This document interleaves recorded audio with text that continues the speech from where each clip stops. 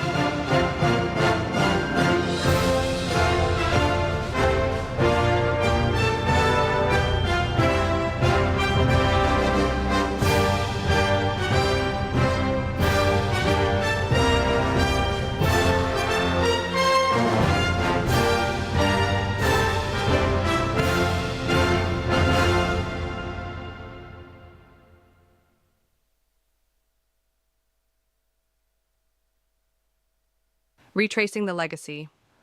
Join us as we reflect on the achievements, missions, and milestones of the global police community.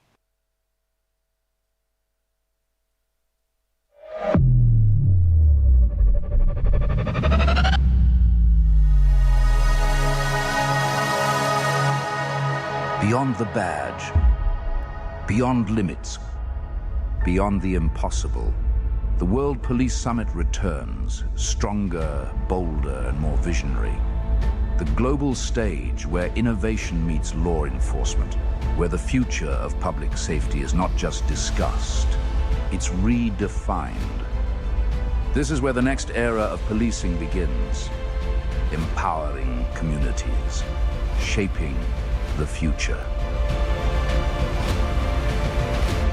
Welcome to the World Police Summit 2025.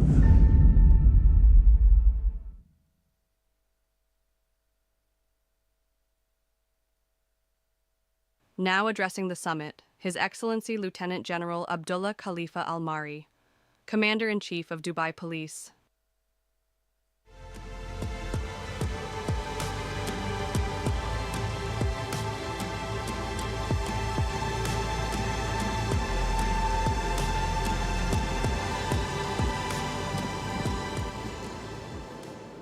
بسم الله الرحمن الرحيم.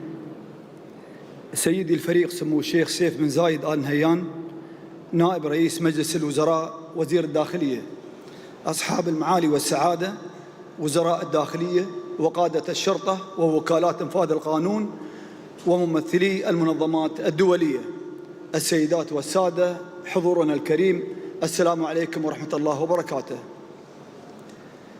يسعدني ويشرفني أن أرحب بكم هنا في دولة الإمارات العربية المتحدة ضمن أعمال النسخة الرابعة للقمة الشرطية العالمية، هنا في بلدكم الثاني الإمارات التي أصبحت نموذجاً يحتذى به في ترسيخ مفاهيم الأمن وريادة الابتكار واستشراف مستقبل العمل الشرطي والأمني.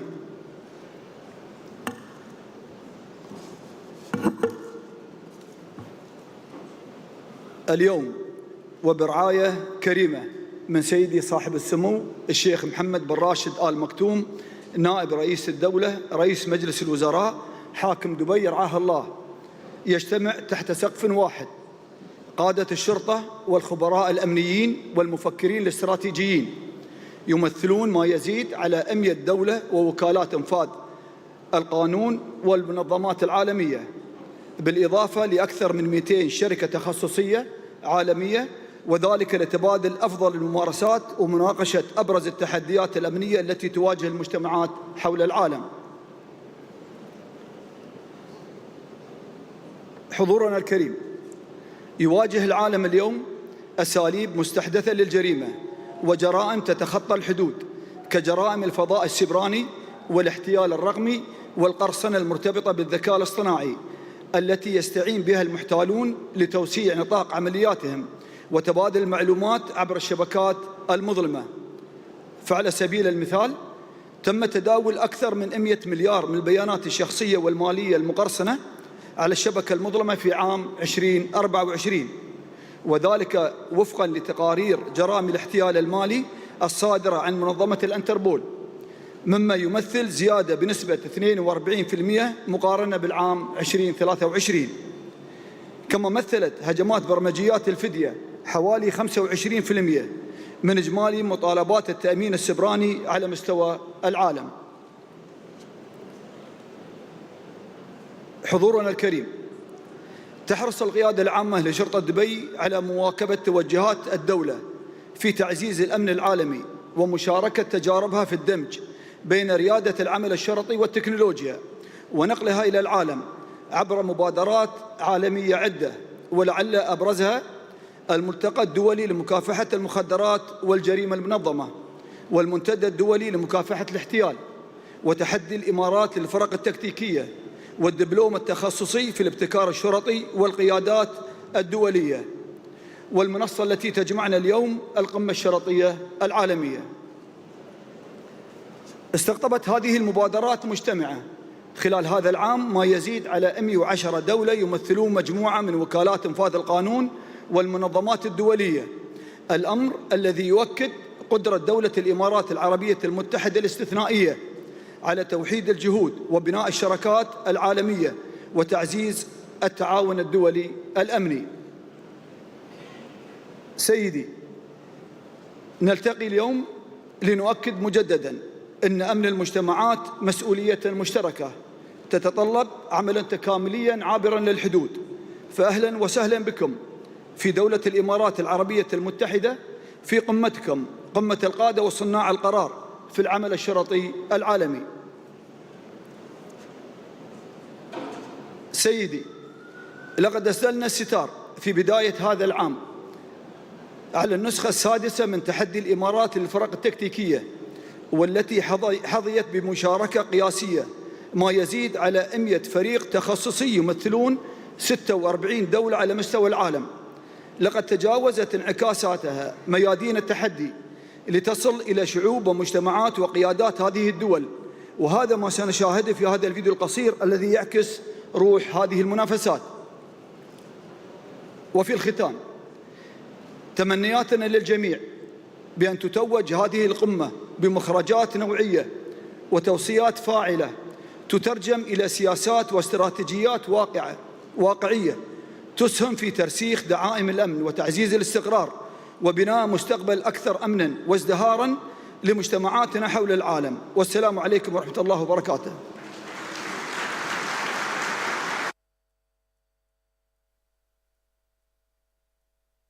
Now addressing the summit, His Excellency Lieutenant General Abdullah Khalifa Al-Mari, Commander-in-Chief of Dubai.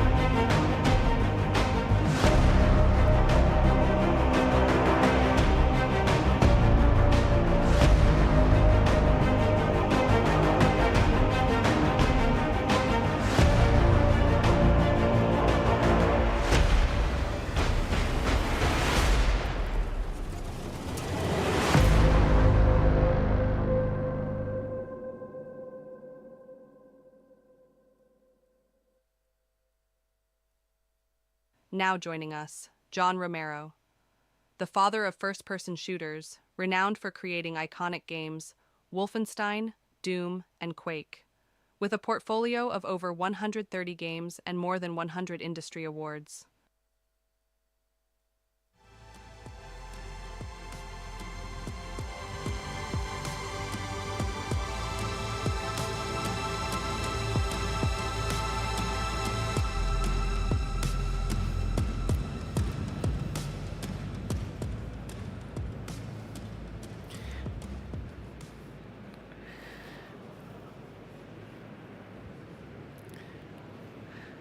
Your Highness, Your Excellencies, distinguished guests, honored delegates, and colleagues, it is an incredible honor to stand before you today. My name is John Romero, and I'm a technologist and a lifelong game developer.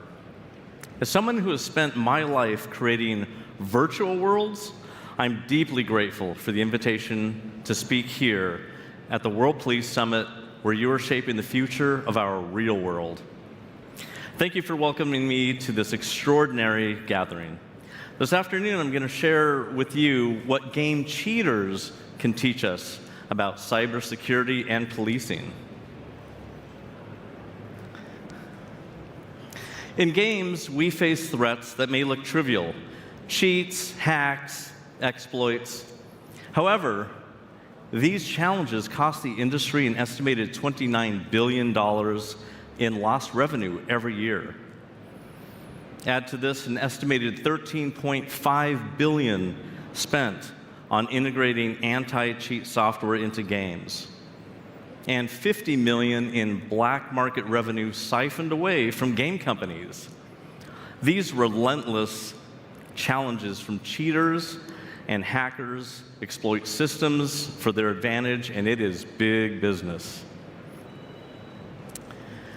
It's particularly problematic in the first-person shooter genre that I co-created in 1993 with Doom.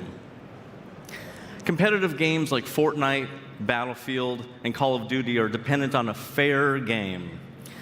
Research shows that 78% of consumers would abandon a game plagued by cheating, leading to significant future revenue loss.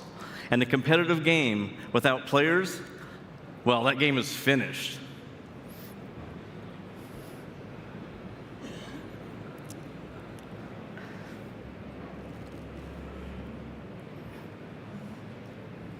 Am I too far away for that? These challenges are hardly new. When I got started in game development in 1979, we copy-protected floppy disks to prevent cheating and theft. And as our anti-copy tech advanced, so did the disk cracking tech that were used by the pirates. And it's been a cat and mouse game ever since. And now that games are online, that is our current battlefield. And as for its scale, well, today, every major game serves millions of players. We have to keep order in a virtual city the size of Dubai every night.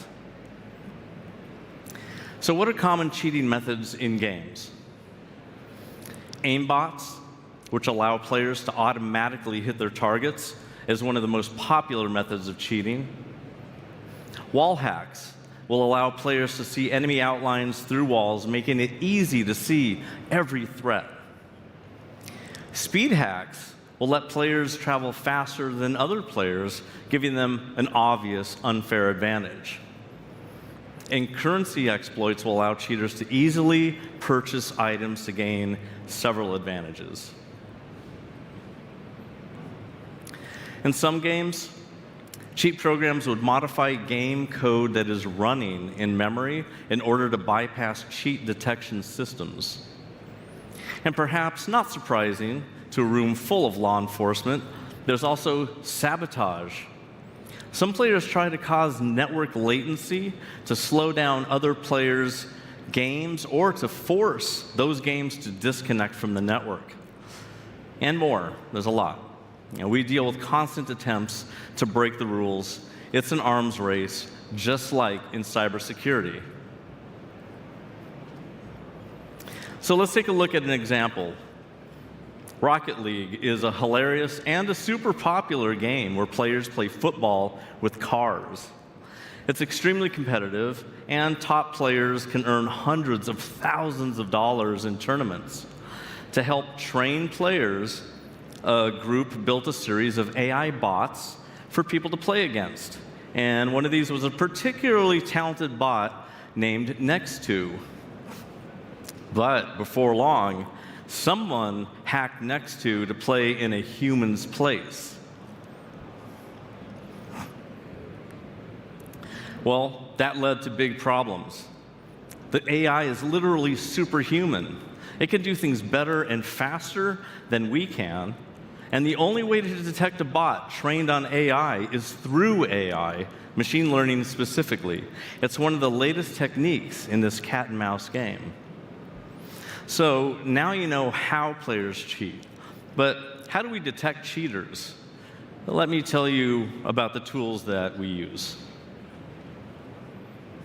So through AI, we train models to detect abnormal behavior, like impossible reflexes, unusual scores, strange patterns, and augmented speed.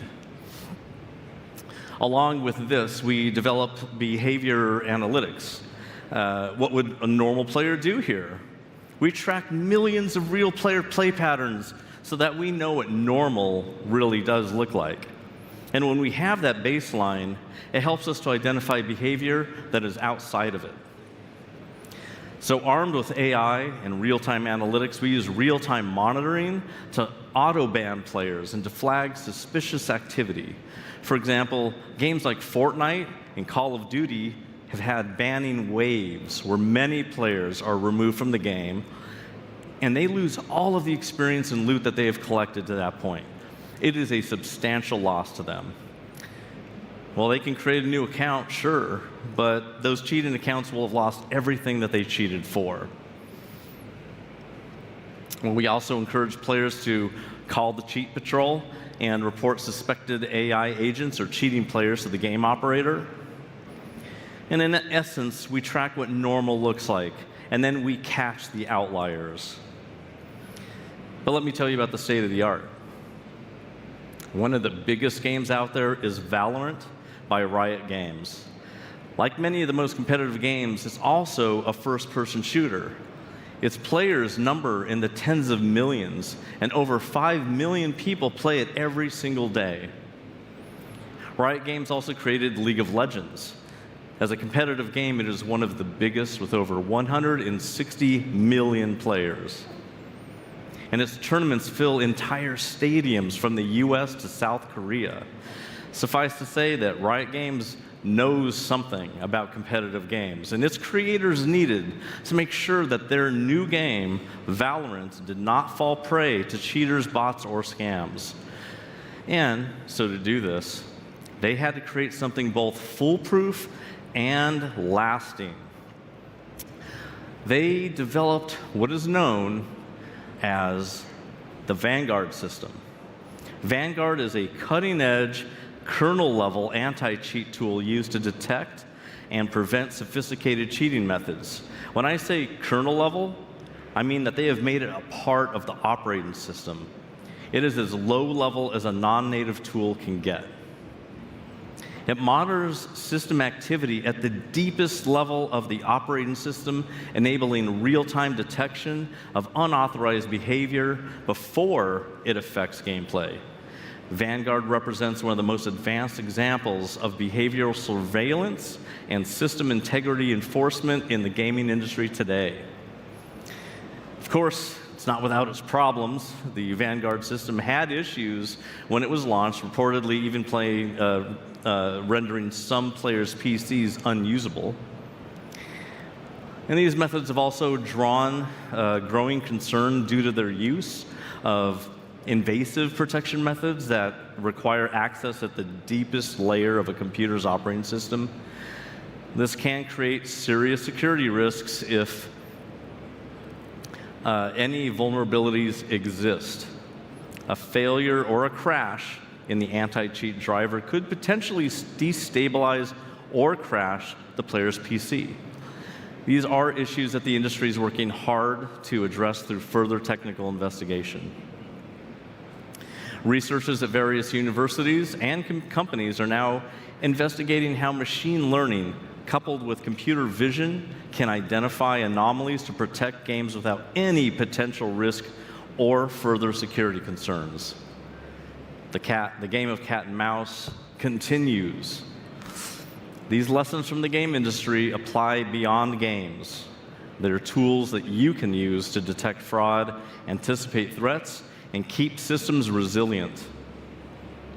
In gaming, we study how players normally behave, their patterns, timing, and movement. That baseline helps us spot cheaters doing things that defy what's humanly possible. The same method can detect insider threats, fraud, and anomalies in real-world systems. Cheaters don't always break rules. They bend them just enough to gain an edge. That's why anomaly detection is critical. It focuses on how someone behaves, not just what they do. This technique is now widely used in banking, cybersecurity, and even public safety analytics. In games, real-time monitoring systems process millions of events per second, jumps, shots, hits, locations, to flag cheaters in real time. The goal isn't just accuracy, it's speed and scale. That same streaming data architecture can monitor threats as they unfold in complex environments. Game security teaches us that scalable detection requires smart systems that learn and adapt. Just like in policing, the goal isn't to catch every offender, it's to keep the system safe, fair, and trusted. Technology gives us the tools, but trust is what makes people stay. If there's one thing that all of this makes clear, it's that the game of cat and mouse will obviously continue. With each new technological innovation to police, whether in the virtual world or in the real world, there will be a new innovation for people looking to break the rules too. The same AI that is being used to detect anomalies is also being used to develop methods to evade detection. We just have to stay one step ahead. In the end, games and policing face the same challenge, building fair systems where people can thrive and trust the rules. What we learn in games doesn't stay in games. It can help create a safer, smarter, more resilient society. In closing, I would like to thank you for your time. I'm deeply honored to be part of this conversation about the future of security here at the World Police Summit. Thank you.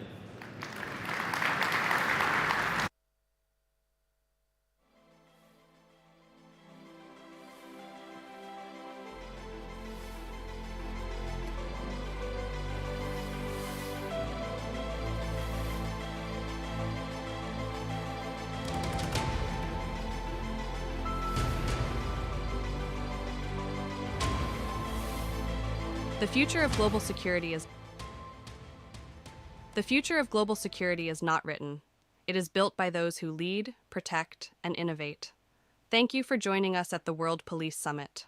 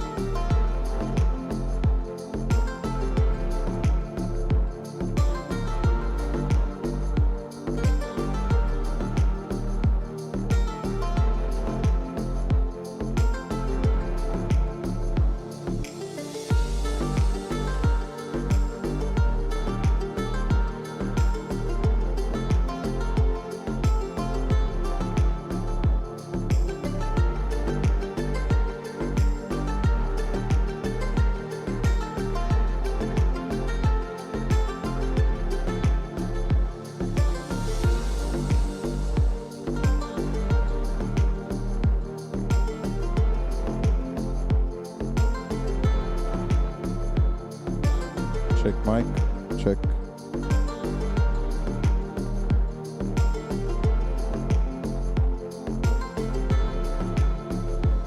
Check mic.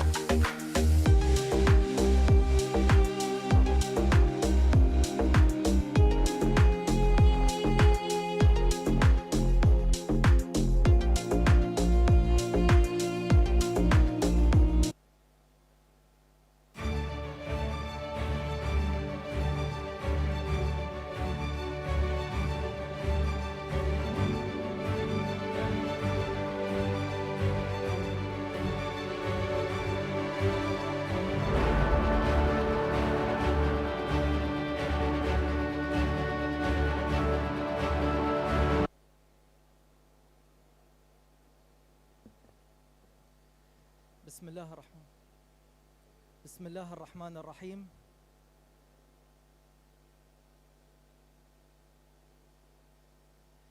بسم الله الرحمن الرحيم. أصحاب السعادة، السيدات والسادة، الحضور الكريم. ما حد لابس سماعة.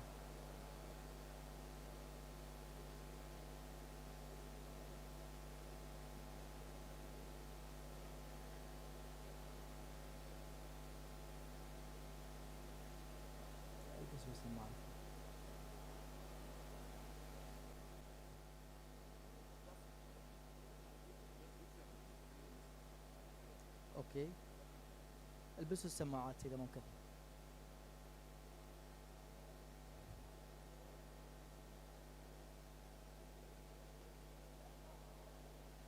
البسوا السماعة اذا ممكن.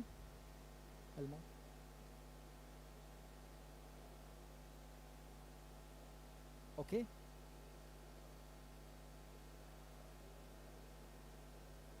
اوكي. بسم الله الرحمن الرحيم. أصحاب السعادة، السيدات والسادة، الحضور الكريم، السلام عليكم ورحمة الله وبركاته.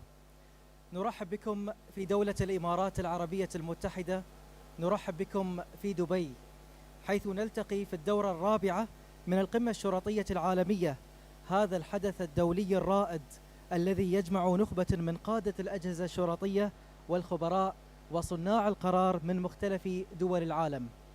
نلتقي اليوم لنتجاوز الحدود الجغرافية ونعزز الحوار ونوسع آفاق التعاون ونستكشف حلولا مبتكرة للتحديات الأمنية المتسارعة في عالمنا المعاصر.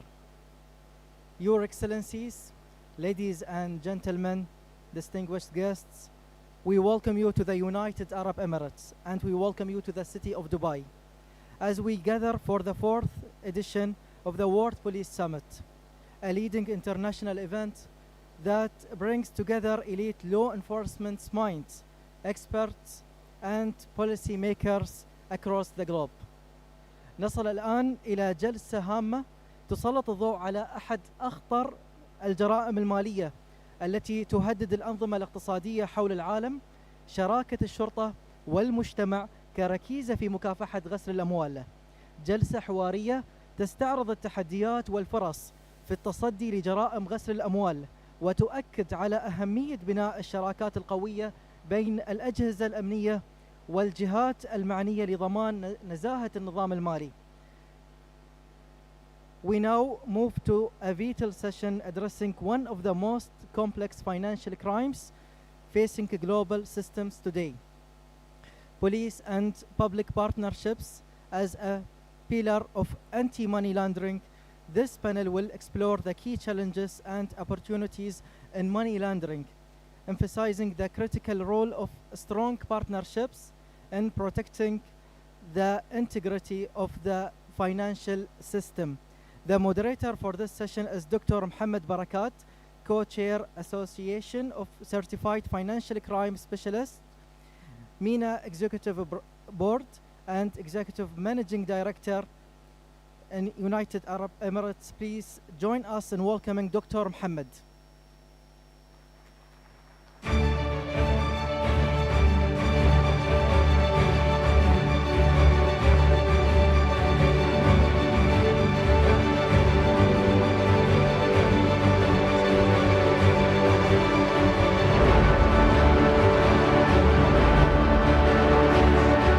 Of anti-money laundering. Today we're going to be delving into the collaborative efforts of law enforcement, financial intelligence units, and public-private partnerships as means to fight financial crime. First of all, before I get into the questions and the panel discussion, please join me in welcoming my fellow panelists. Miss Zulile Kanile.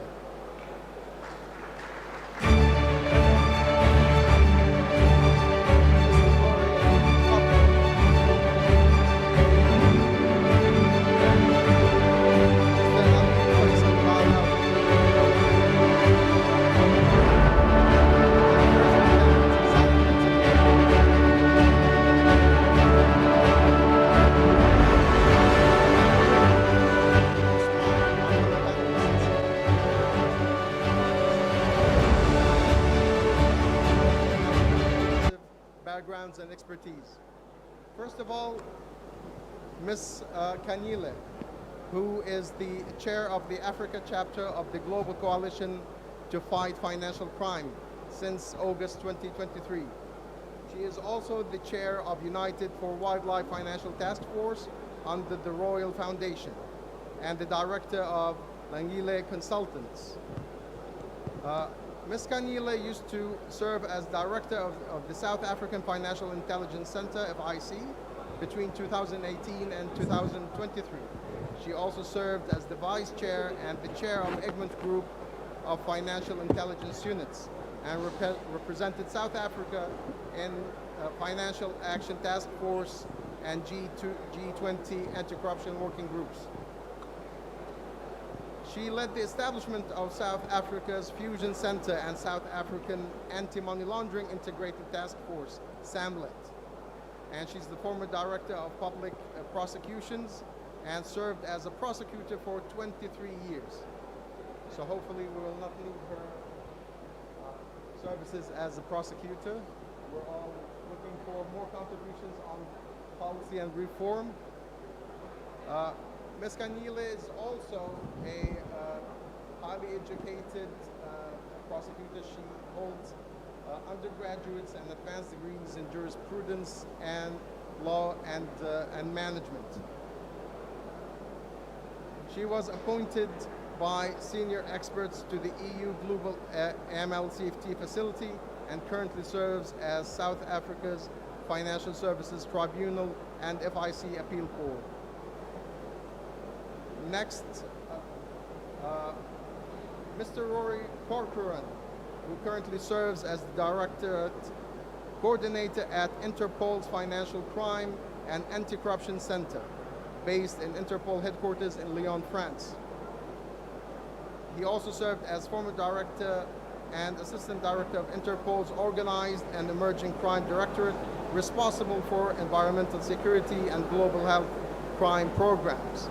He chaired Interpol Global Financial Crime Task Force and brings over 35 years of law enforcement experience with Ireland's National Police Service.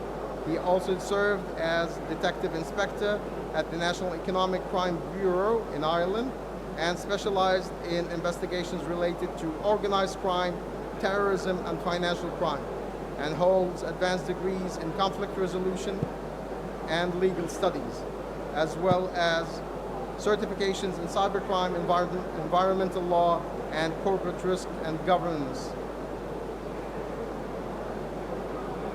I'm honored also to introduce Mr. Ali Faisal Balawi, who currently serves as the Chief of the United Arab Emirates Financial Intelligence Unit. He previously served as Director of Communication and Strategic Partnerships at the UAE Executive Office for Anti-Money Laundering and Counterterrorism Financing, leading international engagement. He's also served as Head of Suspicious Transaction Report Analysis, later acting as Head of the FIU, where he oversaw intelligence reform and multi-agency coordination. Earlier, he spent 8 years at the Dubai Financial Services Authority, supervising AML-CFT compliance among regulated entities, and represents the United Arab Emirates in several international AML-CFT forums, and serves on the National Committee for AML-CFT and Countering Illegal Organizations. He holds a Bachelor's in Science in Information Technology and Business Information Systems, as well as a master's degree in business. Last but not least, I'd like to also welcome First Lieutenant Saeed bin Tamim, who currently serves as head of the International Anti-Money Laundering Crime Section at Dubai Police.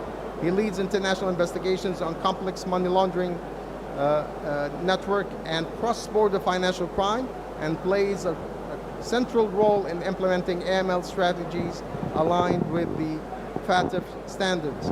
He brings more than 10 years of AML experience, including 5 years leading the international AML section. And he also has banking experience, holds a Master of Law in money laundering and financial crimes law, as well as a dual Bachelor of Science in finance and in accounting. That was such a long breath. Before I commence this panel discussion, let me try to paint a picture for you so that we understand the importance that this panel discussion holds today. Toward the end of 2023, NASDAQ published a study that estimates illicit financial flows in about $3.1 trillion, fueling activities such as terrorist financing, drug trafficking, and human trafficking.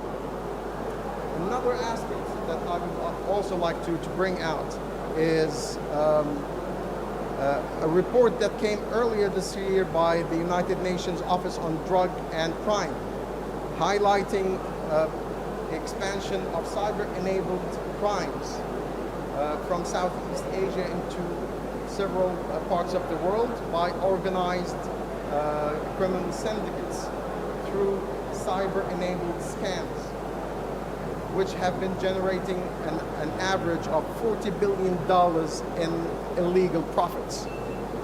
Another aspect that has become the talk of the town, everybody now talks about, for example, deepfakes. And the surge, the growth of deepfakes across the world is phenomenal. Middle East, Africa, Latin America. Has anyone any idea what was the growth across the Middle East region, for example? Well, this is going to be a bit of a surprise for you. The growth for 2024 for deepfakes in the Middle East region has surged by 643%. In Africa, 393%. Latin America, 255%. So you get where I'm going with all of this, which underscores the importance of our discussion today and the role that public-private partnerships play in consolidating AML efforts, in detecting and preventing financial crime and anti-money laundering. And without further ado, I'm going to move now to the discussion with my esteemed panel.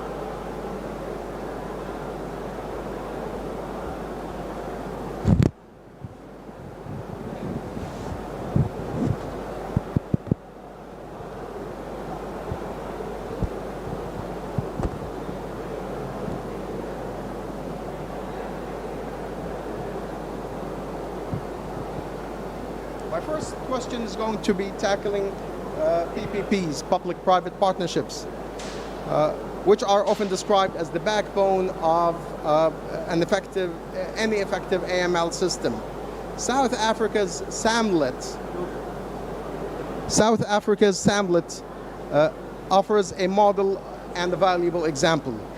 Ms. Kanile, could you share success stories from South Africa's Fusion Center and SAMLET and how these collaborations have enhanced the fights against financial crime? Thank you. Can you hear me? Okay. I'll start with the public partnership. We talk about the public-private partnership, yet the public-public collaboration is also very critical. In South Africa, we were trying to prepare ourselves for the FATF processes, and we wanted to enhance the number of investigations and prosecutions when it comes to complex money laundering cases involving professional enablers. Whilst we were busy with that project entailed having the public sector, from the police to prosecutors to asset recovery officials to intelligence to an office that deals with serious corruption cases in the country, to be able to sit in one office in the FIC be co-located, the FIC is the Financial Intelligence Center, be co-located and use the STRs that the banks and other accountable institutions are sending to us in order to identify serious cases. Once we were busy with that project, COVID hit, and we could see a lot of corruption happening during COVID. And we decided to focus on COVID-19 corruption.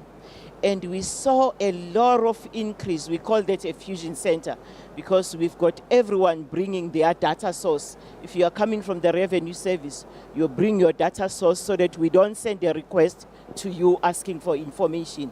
If we are sitting in one room and we are saying we are having a targeted approach on this case, everyone is prioritizing that case, everyone is bringing information from their data source, and that increases the speed of investigation. It also improves the quality of investigations, but it also allows us to focus on financial investigations. So what were the key lessons that we learned in the public-private partnership called the Fusion Center? We were able, I'll just give an example of a person who was on social media telling everyone that I've bought 5 vehicles, 5 Mercedes-Benz for my wife, my sister, my mother, and my child, and showing all those pictures of those 5 Mercedes-Benz. Through open source intelligence that we have in the FIC, the Financial Intelligence Unit, and through that collaboration, we were able to track who this person is, where was the money coming from, and we picked up that this was a person who had received a tender to provide medical equipment during COVID and had not done so. There was no criminal case that had been opened by anyone, but we were able to have the police in the Fusion Center registering a case against that individual, having asset recovery, taking the assets, and having a person prosecuted. So this is what the public collaboration, having law enforcement agencies, forgetting about silos, but saying we are focusing on these cases because they are a priority in the country. Then we also established a public-private partnership, which we call the SAMLIT.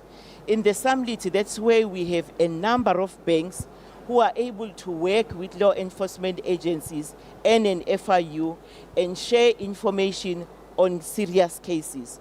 What normally happens with the normal STR regime, you'll find that one bank is only sending a suspicious transaction report to an FIU, which won't go anywhere because you don't even understand in some cases why it has been sent. But if you have a number of banks, it's like bringing more pieces of a puzzle and having a clearer picture of the criminal activities and the financial flows involved in a case. So that's what we have done with money laundering cases, and we have also seen a good results. We have also seen a number of money laundering cases being finalized where we secure a conviction and we are able to have professional enablers being charged and even companies being charged. So that's a wonderful example of seeing intelligence at work. Mr. Ba'alaw, can you share one success story, one example of how UAE FIU has done similar work? Thank you, Doctor. First of all, let me start by thanking Dubai Police and the organizers for the invitation and the excellent management of this event. And I'm honored to be sharing the stage with such esteemed speakers with me. And I can see around the room there are a lot of people that I've been working with, so it's always nice to be back here. We can never really underestimate the value that we can get in collaborating with the private sector, also the public sector. We've established similar sort of arrangement in terms of public-private partnership. I'll talk about the public-public, where we started with having a strategic approach in terms of having sharing information at a strategic level in terms of trends, patterns, typologies that we identify. And we can see that basically the private sector, they really take this information and they reflect it in their day-to-day compliance and monitoring of these transactions. It resulted in finding an increase, definitely, in the intelligence that we receive from the private sector, which is more aligned with our expectation and our stakeholders' expectations as well. And recently we also started to operationalize the collaboration that we have with the private sector. We've created a group of the most active and biggest private sectors, and we have ongoing engagements with them. And we share with them certain risks that we see, and we ask them to actually use the tools available to them to identify potential targets at a technical level, also operational level. And we can see that we're getting a lot of value out of these discussions that we're having with the private sector. So we can never really underestimate how much they can add value to the work that we do in law enforcement, also the financial intelligence unit. But of course, also for us being in the FIU, we have the advantage of being part of the larger, wider network of FIUs. I mean, I know my colleague Solicitor, she used to chair the Egmont group of FIUs. So this also provides us with a different channel where we can definitely utilize that information at an international level. So we see there are certain cases today, we are reaching levels that previously we were not able to reach. And the reason behind it was, again, the involvement of the private sector, having one-to-one discussions with them in terms of our expectation, and actually assessing the quality of information they're providing us on the targets, potential targets, on the networks that we're trying to target. And if I speak about the public partnership, this is an example. I mean, I'm here, I feel I'm sitting around my colleagues. I worked with everyone here. So this collaboration, this coordination is very important, and we will not be where we are today if we're not working together as one large, wider team. If I focus on Dubai Police, for example, similar to what we've heard from our colleague, we do have a joint operational room, or maybe joint task room. So it happened because of we identifying that we need to be working much closer together. So I know, for example, my colleague on my right, Saeed, he knows most of the team that we have in FIU. They work closely with him. So we have joint operations, we have joint outcomes, and this is something that we encourage with all the public sector that we work with. And we can see there's a lot of value and there's a lot of improvement in the effectiveness and also the outcome of investigations that we're doing. An excellent example of showing how international cooperation, local domestic cooperation, inputs into strategy and national risk assessment and effective regulation can be put to work all at once. Our next question tackles law enforcement in a digitally enabled financial system. With decentralized finance and crypto networks enabling new laundering risks, cross-border cooperation is critical. Interpol and UAE have worked closely, including red notices to enhance enforcement. My question to Mr. Corcoran. Can you discuss the challenges Interpol faces in tracing illicit flows through decentralized finance, and how cooperation with the UAE, including red notices, and I know that you have another announcement to make about silver notices, how this has strengthened enforcement? Thank you very much. And again, just to reiterate the gratitude to Dubai Police for inviting Interpol to this fantastic event. When we talk about new advances in payment systems, we first have to look at traditional payment systems and the traditional financial sector in terms of our ability to track and trace illicit financial flows within that financial sector, which up until recently I think has been pretty dismal from a law enforcement perspective. Of course, we always strive to improve. But while making those improvements and working in the international environment, we then see the development and the evolving nature of the payment system, and decentralized finance, in particular in cryptocurrencies. And they present a particular challenge to law enforcement. When we haven't managed to deal with the traditional financial sector, now we have a whole platter of payment services that in some jurisdictions are unregulated. They can send money faster than the traditional financial sector, and they become a breeding ground for criminality. So in terms of dealing with these things, I mean, these tech sectors and payment sectors they invest a lot of money in these payment platforms, and of course they want these systems to work and they want to promote these systems. Criminals will exploit them. Law enforcement will be a long way behind, and this is why it's crucial to share expertise and knowledge, particularly with FIUs, law enforcement, and the private sector when we look to tackle these, and not just tackle them but understand them, because I think the knowledge deficit within law enforcement around some of these new payment systems is alarming from what we see. So how do we tackle it? We build partnerships. We build partnerships with the private sector in particular, robust partnerships, legal frameworks around them partnerships to ensure that any evidence or intelligence that we gather from those entities, that we can use them to prosecute criminals and understand better how the money moves around these networks. In terms of our cooperation with the UAE in that regard, and the FIU and Dubai Police are represented here, I also have to acknowledge our National Central Bureau in Abu Dhabi, and in particular some of the cases that we have developed with Dubai Police in particular specifically, and also the FIU. When we look at crime in general, we're talking about people and money.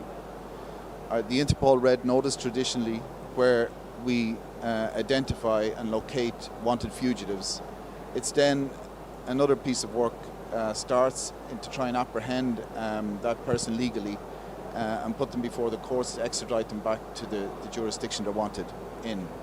I'm happy to say that with Dubai Police we have created an environment here in the UAE which is hostile to criminals. They no longer feel that they're safe in this region, which I'm proud to say is down to the partnerships we've developed within the region here. And also when we look at illicit financial flows, the partnership we have with the FIU here is similar. We work very, very close with the authorities here. And as the final part of it I want to mention is the silver notice, which, as I say, if we're going to tackle the people around organised crime, they're motivated by money. So we need to take that motivation away and bring the initiative back to law enforcement. And now we've developed a pilot program with 51 countries, our member countries, where we can now send formal requests seeking assistance to identify and locate an asset that we believe is the proceeds of crime. I'm happy to say the UAE are part of that partnership and that collaboration, and already we're starting to see results where assets have moved across borders, and traditionally law enforcement are challenged to locate those assets. Of course, there's a legal framework has to take place after we identify a particular asset. But I think that type of work is groundbreaking when we look at taking the challenge back to the criminals and making the world a hostile place for them to operate in.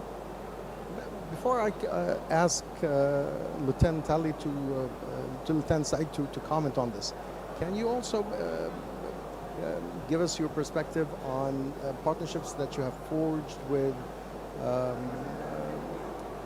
private security firms, academic institutions, and financial intelligence tech companies to leverage such intelligence? The area of forensics is hugely important, particularly when we talk about digital forensics and helping countries, maybe developing countries, in talking with simple terms, when they arrest an individual or a suspect, to be able to download that person's devices to understand how these people are operating. Because to tackle organised crime, we first have to understand it, and we will not get an understanding of it without using tools available to us to try and get better insights into the way these people are operating. We do work with the private sector in that regard. We do manage to utilise a lot of tools that they provide to us to just get better insights into organised crime. I'm not going to go into the exact detail of them, but they help us to get a better understanding of the business model of organised crime. Of course, the concept here is to demonstrate that modern law enforcement, modern policing, does get into successful partnerships, especially with the private sector, and they're not operating in silos and in fortresses that are very much protected and cannot interface with the public. Lieutenant Saeed, can you comment on your cooperation with Interpol regarding red notices and silver notices? So, I'd like to welcome everyone here for this session. So, regarding international cooperation or cooperation at general, so as you know, communication is key of success actually. If you communicate with each other to solve a problem or solve anything, you can solve it by communication. Hence, you will form a teamwork actually to solve it. So as Dubai Police or even the UAE law enforcement sector in UAE, we have actually a great and a very excellent cooperation with every agency, not even Interpol, even Europol, all license officers around the world, NCA, HMRC, FBI, ANCA, all of them. But in the past years, we had a much cooperation with the Interpol regarding red notices. So when it comes to criminals, now the UAE have put in like a direct framework on red notices. We have a direct detected department actually works only for arresting wanted, international wanted persons in Dubai Police.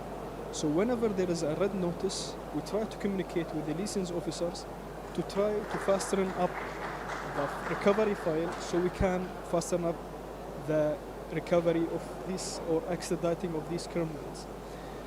So working directly with the Interpol or Europol, we try to move toward working more on operational sector, operational side.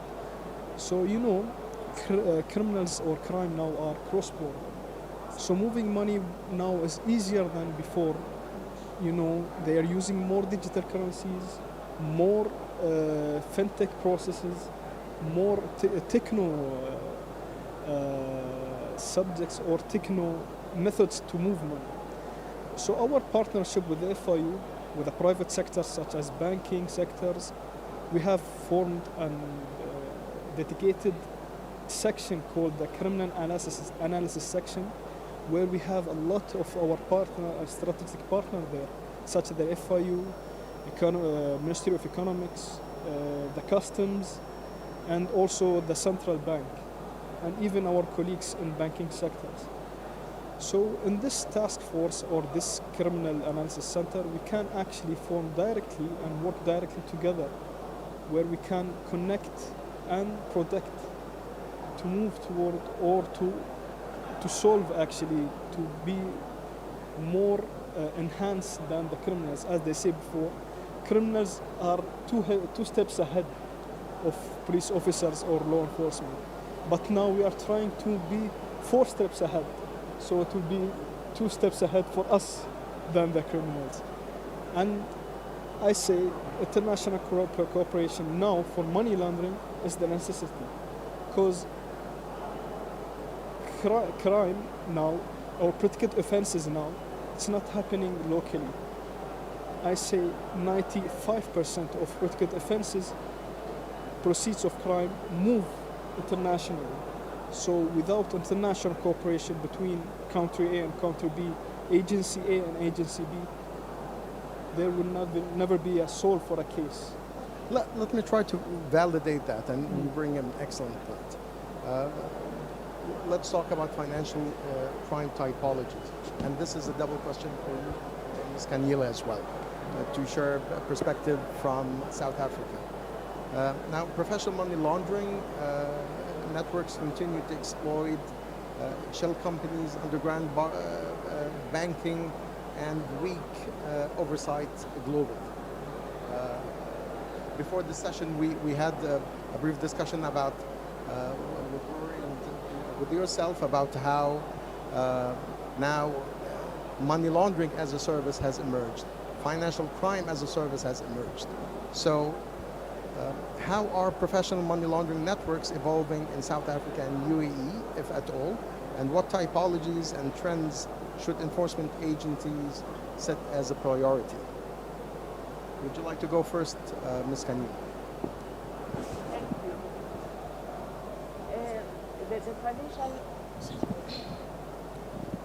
The Financial Action Task Force has released a paper looking at the state of effectiveness and compliance with the FATF standards. And that paper reveals that when it comes to professional enablers, understanding their obligations, being properly supervised, it's a problem globally. And it's even worse in the richest countries. That report shows that countries like your US, your China, there are serious challenges there. So when you deal with money laundering, most of the countries seem to be doing well when it comes to self-money laundering cases and standalone money laundering cases. That's what FATF also found when they assessed us as South Africa. But when it comes to state capture, there's no crime really that's called state capture. It's corruption. It's grand corruption. We were able as a country to say all of us, we are tired. We don't want to be accused or to be seen as a country where you've got officials who want to behave like politicians, because state capture was really thriving because we had heads of entities who were supposed to be independent and be professionals and take independent decisions, but they wanted to please the politicians and they wanted to really close one eye when they were dealing with cases involving politicians. So that has really changed, but even if it has changed, it's still a challenge if we are a country that has professional money launderers that are not regulated. That report reveals that there are a number of countries where trusts, they are not regulated at all, where you find that your estate agents and your lawyers are self-regulating. It's lawyers that are regulating themselves. They've got a body as lawyers regulating themselves, same as estate agents. In such cases, you don't see any compliance or any sanctions happening. In South Africa, what we had to do was to consult with all DFNPPs, your professional enablers, and say, since you are failing to really do proper supervision and understand your obligations, we are going to take over. And they agreed that the FIC is going to be the sole supervisor of all the DFNPPs. So it's very critical that you have lawyers, you have estate agents, you have trust and company service providers being independently regulated and understanding their obligations and receiving sanctions if they are not really complying, because that's what perpetuates complex money laundering and even grand corruption. But if a country also doesn't have transparency, doesn't have beneficial ownership registers that are accurate and reliable, and doesn't even collect beneficial ownership information, you'll find that the country will struggle to deal with those complex cases involving professional enablers. So that's what we need to be doing. And the paper from FATF says the banks are doing better. So it's critical that the banks be able to share the lessons with the DFNPPs or the professional enablers and say, this is how we're doing it. Because across the board, the DFNPPs really are failing when it comes to their obligations. So what is very, very critical, especially when you deal with cases of grand corruption, I'll indicate with us we had one big case, the case of involving the Guptas. What we really ended up doing with the assistance of my brother sitting next to me here was to say, we are hearing a lot of talks from prosecutions and investigations about these cases. What can we do as South Africa and the UAE to assist with intelligence?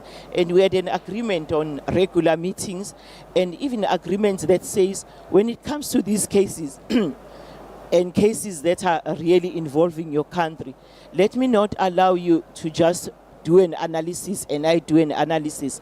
Let's sit down and compare notes, do your analysis and send it to me, and I see whether you are seeing what I'm seeing. So that really assisted a lot in being able to disclose information that even law enforcement agencies was not aware of. But what is critical, intelligence alone doesn't solve a case. You still need investigators with the skills to understand the intelligence that has been produced by the FIU. And we have heard from Rory that those skills really, they are a challenge globally. You also still need prosecutors that can be able to deal with those cases in court. So in South Africa is not really an exception in that when it comes to the shortage of skills, and it's something that we are looking at. We are continuously sharpening the skills of our investigators and of our prosecutors. We have now in the prosecution forensic accountants. In the FIC we even have an office that is called forensic office, where we are not only producing an intelligence, but we are producing intelligence, we are producing a report that we can go to court with and testify on.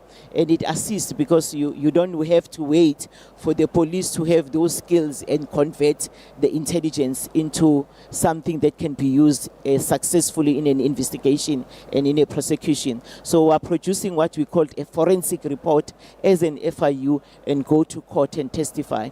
And this is our way also of ensuring that those cases of state capture are able to move and we are able to finalize them successfully. Thank you for sharing that experience. And you gave me the perfect introduction to ask the following question to Mr. Balawi as well, especially when it comes to detecting and preventing illicit financial flows and working against corruption and state capture. And given how UAE presents a successful model, what do you think countries can do to strengthen their approach to illicit financial flows? Thank you for the question. Every country has a different legislation framework, correct? So we cannot really compare how we operate with another jurisdiction. There are similarities. Yes, we do understand what we need to do. I mean, as intelligence officers, as law enforcement, as FIU. But then the law gives you the power in terms of to what capacity you can actually implement the things that you want to implement. Now, in the UAE, if I talk about us as FIU, the law gives us the power to do a lot of things in terms of really mitigating the risks and preventing illicit financial flow entering our country. We have the power to ask information from all authorities, with no exceptions. We have the authority to work together with different stakeholders, domestically or internationally. But the only thing that we're missing sometimes, or we lack, is the proactive sharing of information. And not necessarily proactive sharing of information from UAE to our international stakeholders. Sometimes it could be the other way around. So what we can do is we always try to encourage our international partners to be proactive, to be honest, to be transparent in terms of what they are seeing that's impacting us as UAE and vice versa. Sometimes we have certain reservations in terms of how much we can share with our international partners. So this prevents us to really try to be more effective in our cooperation and protecting both our our financial system. Now, for us as UAE, we are considered to be an international financial system. So our exposure is a bit different. We have other jurisdictions that may not necessarily be an international financial center, but that doesn't mean you should not be open in your international cooperation and sharing of these intelligence. So I cannot really say that jurisdiction, they don't know what they're doing, or they have gaps, or they have weaknesses. Currently, I think today, if you compare ourselves to maybe 10 years ago, I think we all became professionals in terms of understanding what is money laundering, what is financing of terrorism, what are the stages of money laundering. I think we all did a very good job in educating ourselves. FATF did a good job in educating all countries. The Egmont did an excellent job in educating. And now we have different channels of communication, digitally and non-digitally. No one has an excuse to understand really what are the requirements.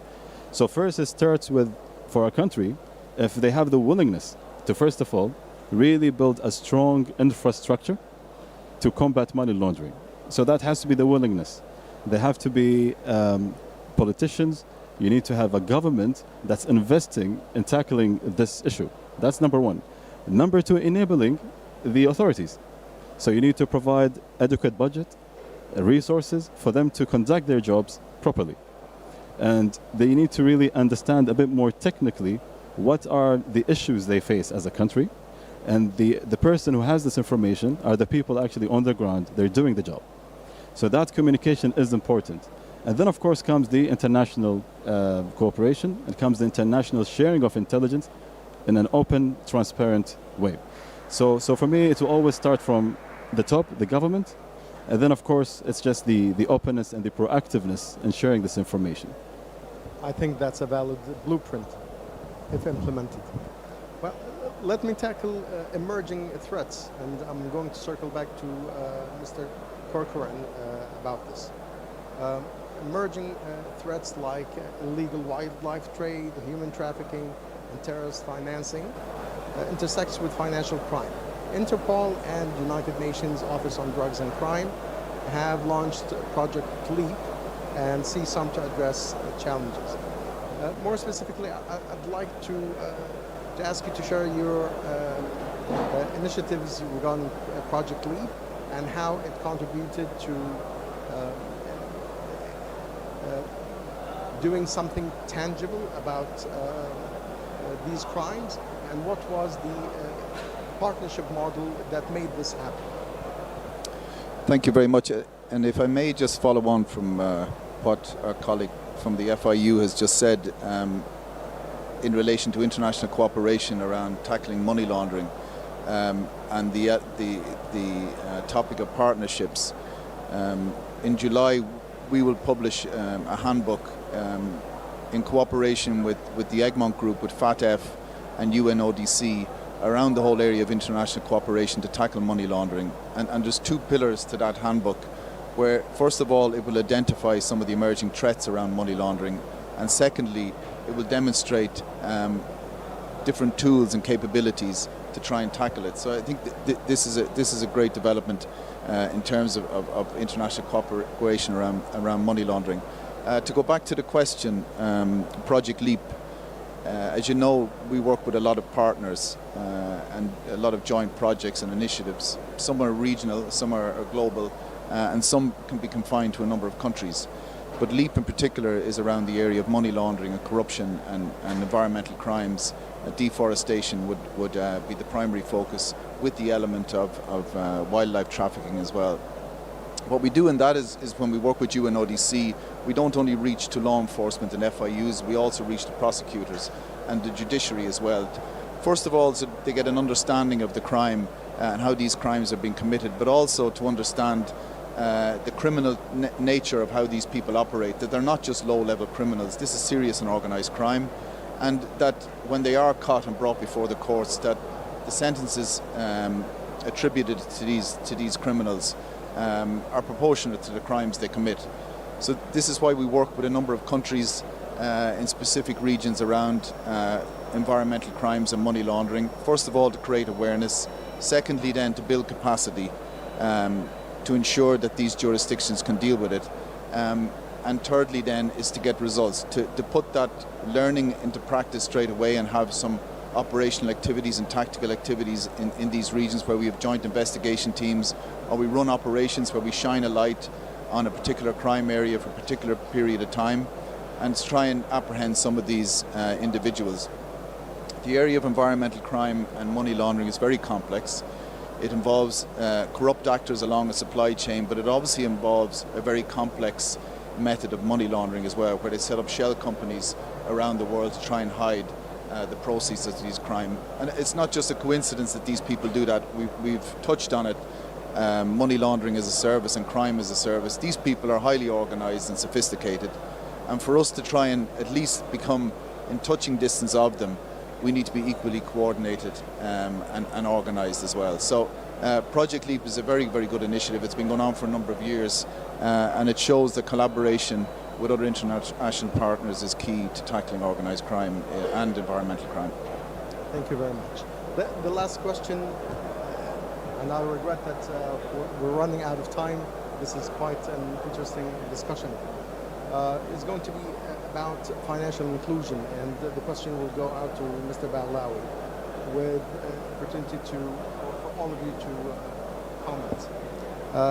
Public-private partnerships can empower financial systems, especially by helping informal providers, unbanked sections of any community, migrant remittance channels, as well as SMEs transitioning into the formal banking system. How do PPPs contribute not only to improving compliance and reporting, but also empowering financial inclusion? And how does UEFIU engage with these partnerships to inform national risk assessment and broader AML policy reform and improvement?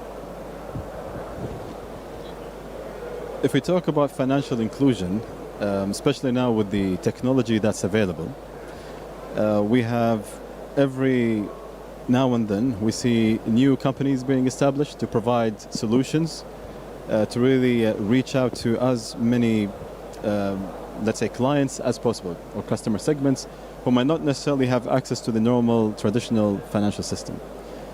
What we've noticed, it actually created a situation where we've saw banks complaining about having such vendors. Because of course they come from perspective of business, saying, well, we have these new technologies, we have these vendors providing these solutions for financial inclusion, but then it's impacting the normal banking solutions that's available. But then how we bring it back to potential risks that we're seeing. Now, of course, with these technologies and financial inclusion, now you need to really think of the different channels of what tools are provided and how easy it is made for customers to use these technology and tools to transfer money, to transact with any potential vendors, and to conduct their normal banking, let's say, activities. We found it to be a little bit challenging in terms of really going around all these tools and technologies and following how one transaction can go through different other hundreds of transactions to reach to the point where it needs to reach. So we've talked with a lot of these providers, trying to understand from their perspective what risks that they're seeing, what risks are they foreseeing, and how we can actually try to mitigate those risks. So for us, we have these providers regulated by the central bank. So we're on a daily, ongoing basis, we're trying to understand what technologies are coming up and how we can be more proactive in terms of mitigating those risks. So for us at the moment, it's more about increasing those engagements with such providers that are encouraging financial inclusion. And I know time is limited. I will just keep it here and I'll give opportunities for others to speak as well. So my fellow panelists, under 30 seconds, if you can contribute to last question. In Africa, about 50% of the persons are unbanked, but we have seen a lot of progress when it comes to financial inclusion with mobile banking. M-Pesa in Kenya, in Namibia, we've seen A-Pay in Nigeria. That's growing, and it assists people to be able to receive money with speed and safe, and to be able also to make payments. So that's the area where we should be growing. I think the biggest challenge is regulations, whether when you come up with any product, is that product really bringing any risk, and if there are risks, are you able to manage and mitigate such risk? In South Africa, we have an intergovernmental working group where all the regulators are sitting, including the FIC, the payment system of the Reserve Bank, the Revenue Service, and it allows fintech groups to be able to come and say, this is the product, this is something new that we want to bring on board. And it allows the regulators to be able to give feedback, and compliance is not a tick box exercise. You don't have to comply with everything. Once the regulators understand that we are mitigating the risk that we have identified and we are bringing a product that is safe, they can even give exemptions in that committee on one or two of the requirements. So public-private partnership is very critical in this space, but but it needs all of us. It needs also the private sector. It also needs the banks to be there, the non-banks to be there. It needs the fintech companies to be there. I'm happy to see all of them sitting here. They need to be there and come up with initiatives really and products that can be able to allow all of us to be able to bank and to be able to receive money safe and with speed. Thank you very much. I now open the floor for the audience to ask questions.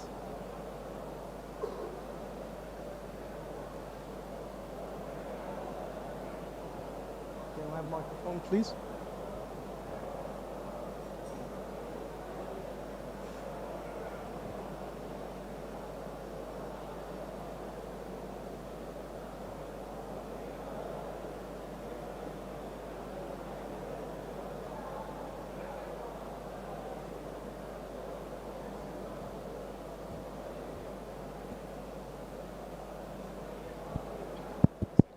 Can you hear me? Yes. Good afternoon, gentlemen and ladies. My questions to you, what type of challenges police, law enforcement agencies and regulators face when it comes to international cooperation or building up a cooperation between public and private sector or public and public sector? If you can define the challenges that you face in terms of regularity challenges or any type of challenges do you face? Lieutenant Said? Yes. So when it comes to international cooperation, we face difficulties because, each country have different laws, regulations. So from country A and country B, some countries can actually exchange from law enforcement to law enforcement banking details, money transfer, transaction details, but in UAE we cannot because it is handled by the FIU or through MLATs. So when it comes to international cooperation, some rules and regulations have to be changed or to be improved only on cases matters. So we can improve our international cooperation regarding some serious crimes or serious like money laundering cases or organized crime cases. Hence, it is a serious crime actually impacting both countries, A and B. So that's why we have a bit of complexity or a bit of challenge between exchanging information regarding financial information for a law enforcement perspective. I also think that Mr. Balawi touched very much on that earlier by explaining intelligence and information sharing practices put to work so that international cooperation is enabled. Any other questions?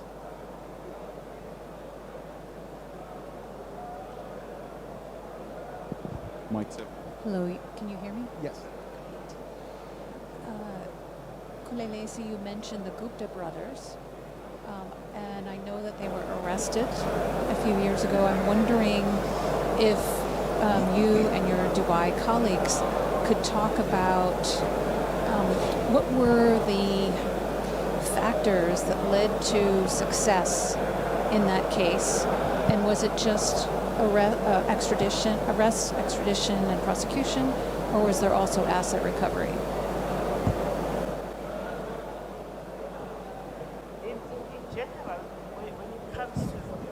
In general, when it comes to the sharing and exchange of information, the informal one, the police to police, FIU and FIU runs very smooth.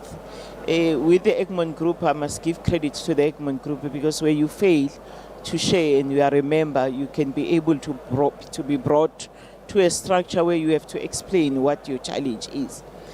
But with the case of the Guptas, the challenge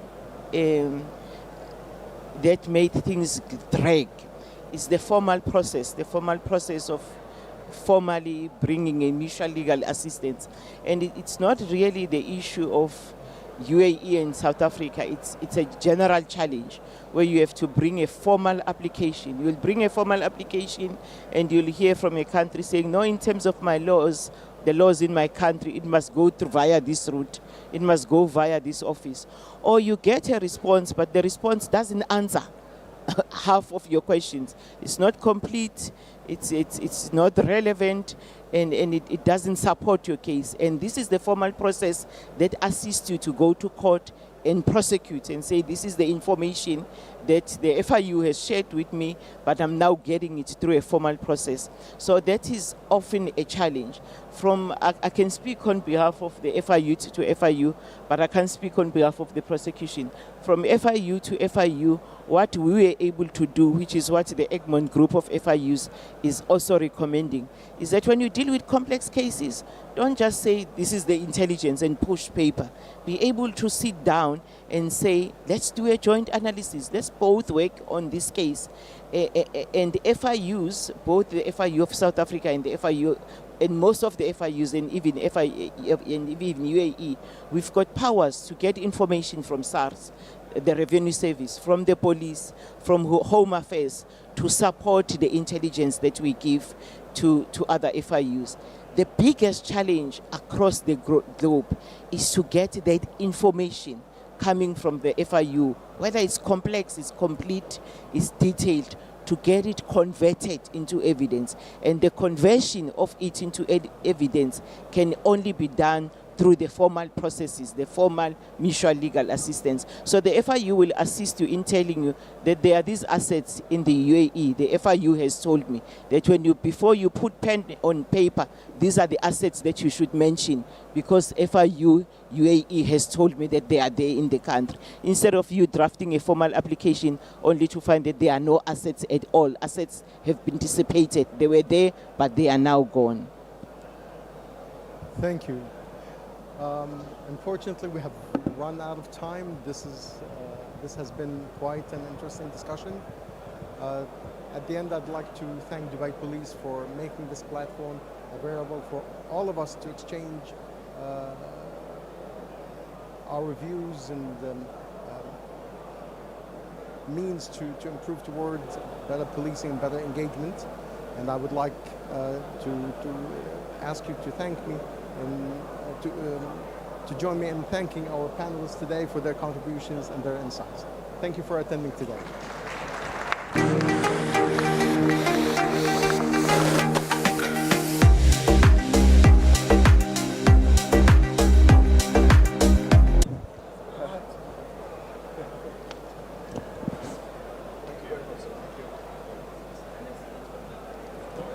نشكر مدير الجلسة والمتحدثين الكرام على هذه الجلسة المثرية.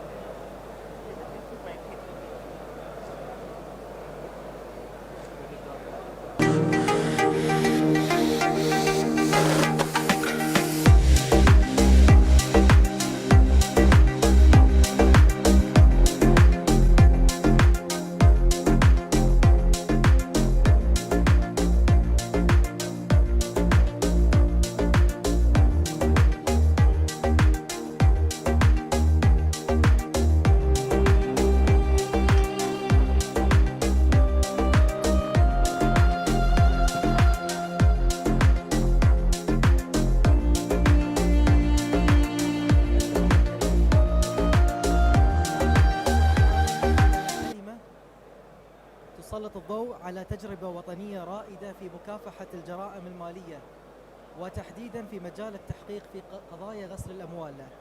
تجربة فيتنام في مكافحة الجرائم المالية، دروس من جهاز الشرطة في تحقيقات غسل الأموال.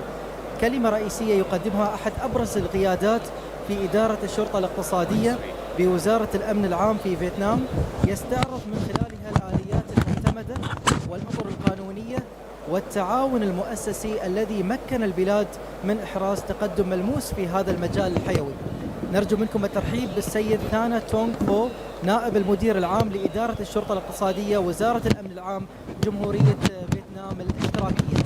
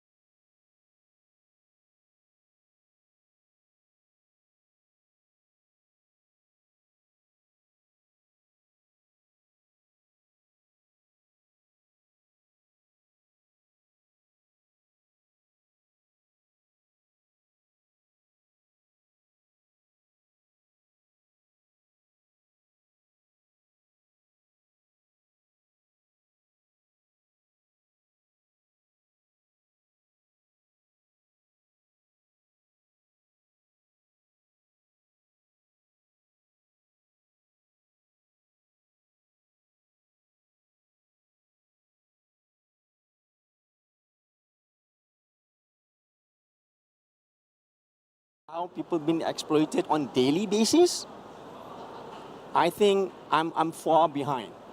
I'm far behind. And let's talk about how the region, the difference of geopolitics. I think Europeans are more robust in terms of having regional cooperation, data sharing and stuff like that. You have Europol, as was mentioned just now, so many pools. In Asia, or in my part of the world, we have ASEAN pool, only one pool. And we are still struggling about putting our data together, right? So here we are talking about 21st century where it's no borderless, but our thematic issue are still talking about sovereignty, talking about identity, where in the cyberspace, that doesn't mean anything. So I think we need political will in order to give us, the police organization, some sort of a international law, international procedures or regulations that we can work with. Law enforcement agency, that's what we were called, that's what we were known for. There is no law, there is no international law which is the thrust of our work, how will we become effective if we do not have a international ethics, rules or regulation that we have to abide to. I think that is the only way forward as far as making sure or try to minimize exploitations of the technology against humankind. We are talking about AI now, but in 5 to 10 years when the quantum technology gets matured, I don't know, how am I supposed to police? Whether uniform is irrelevant back then, you know, and that will eventually affect how we recruit our officers, you know. So there's going to be a huge change, not only policing, but also the organizations of the police itself, the thinking and everything else. I think my esteemed colleagues have more to say. Torstens are looking at me as if we are talking the same language here. Then I'll stop there then. No, definitely. I mean, you're talking about a borderless world, and I think Mr. Kunst have something to add. Please go ahead. Yes, it's a conversation, right? Therefore, sorry. First of all, frankly, I think your uniform looks way better than our suit, first of all. But frankly, I'm not that pessimistic. Not at all. So I've been a police officer for 35 years on my own, working on the streets, working operationally. Now I'm wearing a suit, that's correct. But that doesn't change your mind. Again, I'm coming back to my first point. Yes, criminals don't respect borders. They don't respect the law. It's all about profit. But they need trust as well. And they don't trust each other. They don't trust each other. They can't. Because it's always about money. But we trust each other. We are from different parts of the world, as you just mentioned. You are from totally different part, with different circumstances in your daily work. You are wearing a uniform, I don't. But still, we trust each other as police officers. And we talk the same language. And when I started working 35 years ago, technology was far behind as well. And many, many things have changed in those 35 years. I started working with a typewriting machine. Now we have computers, so we are faster as well, not just the criminals. So therefore, I'm not that pessimistic. Not at all. We just need to combine our strength. It's all about working together. And if we work together, we will win. We will win. So, sorry, I'm not that pessimistic. If I may share with you, since this open conversation, is that, you can say that trust is one of the important element in the police organization, and they don't have trust. But let me say this, as far as drugs is concerned, as far as Malaysia is concerned, we did not see any Latin America drugs on our shore 10 years ago, right? But now I can see tons coming in to my shores. So that are questions that I myself, do we are on top of our game, whether we know what the organized crime are doing. As we having a conference here, they might have a conference somewhere else that we do not know, right? So that is where intelligence and enforcement have to come to collusion in order to know how crime move, how crime develop in these recent times. And they are moving fast. They are really they are faster than us. That I have to say it. Simply look at our legal system. We are law enforcement agencies. When we talk about justice, then it's involved prosecution, it's involved the judges. As much as law enforcement are trying to work closely, build that trust, whether our prosecutors share similar spirits, where our judges share similar spirits, then it comes back to the national interest of that country, the political environment of that country. So all that dynamics will come and eventually override the trust, the effort, the years that we put on. And not that I'm not optimistic. It's just that the challenges are getting more complex than ever before. So maybe I'm wrong. Then I would like to see how, like say in 5 years down the line, this cyber scam can be controlled. I think whether we have a pessimistic or optimistic look, I think we all share a passion and a dedication towards solving this all together. And as they say, one hand doesn't clap.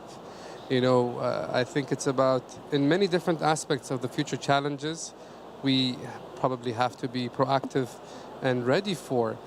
But then again, if you don't mind, I would like to ask every single one of you, in this future borderless world, where many of us probably live in a digital twin of ourselves probably not in this physical world, which helps transnational crime operate and work.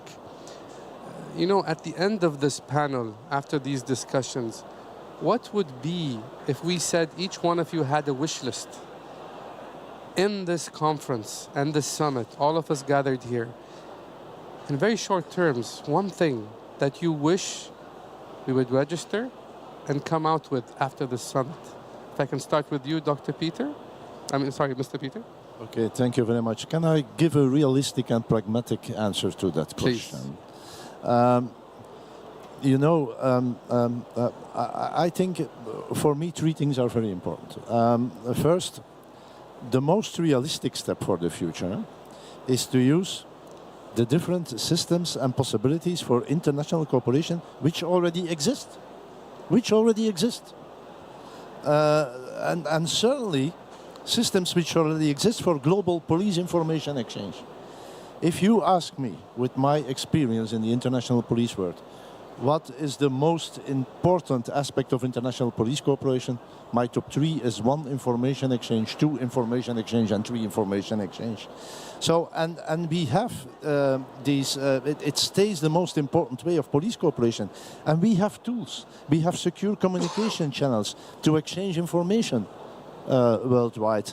We have the possibilities. The only challenge is to use them and to get those possibilities implemented in as much as countries possible. And if countries don't have the resource to implement them, then we should help them by capacity building.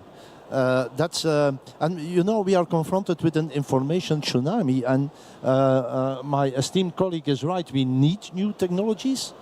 Also, because Belgium, I won't say Belgium is a small country because my ambassador is in the room and then he will get very angry. But we are a country with a small territory. You know that today we are processing in Belgium 1,700 international messages and alerts a day. So if I don't want to interrupt you, but if it was one thing that we want to define, I know we have many things. What would it be? What would move information sharing forward? First, use the systems and databases that already exist. Two, we need new technologies, artificial intelligence, to make it possible to process this. We can't do it with human hands and human brains. We have to have the possibility to have systems so we can make the difference between relevant, non-relevant information, urgent, not urgent information. And what I wish also is that we are conscious about the fact that police won't solve serious and organized crime alone.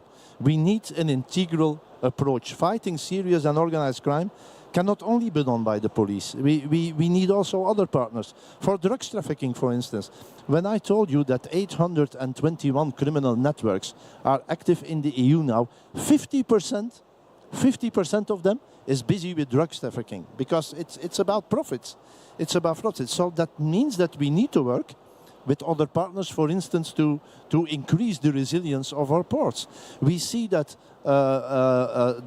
organized crime who are active in drugs trafficking are using minors to commit violence to other organizations. That means we have to work together with education systems, for instance. And I think that's my most important lesson for the future. Thank you. Okay, thank you.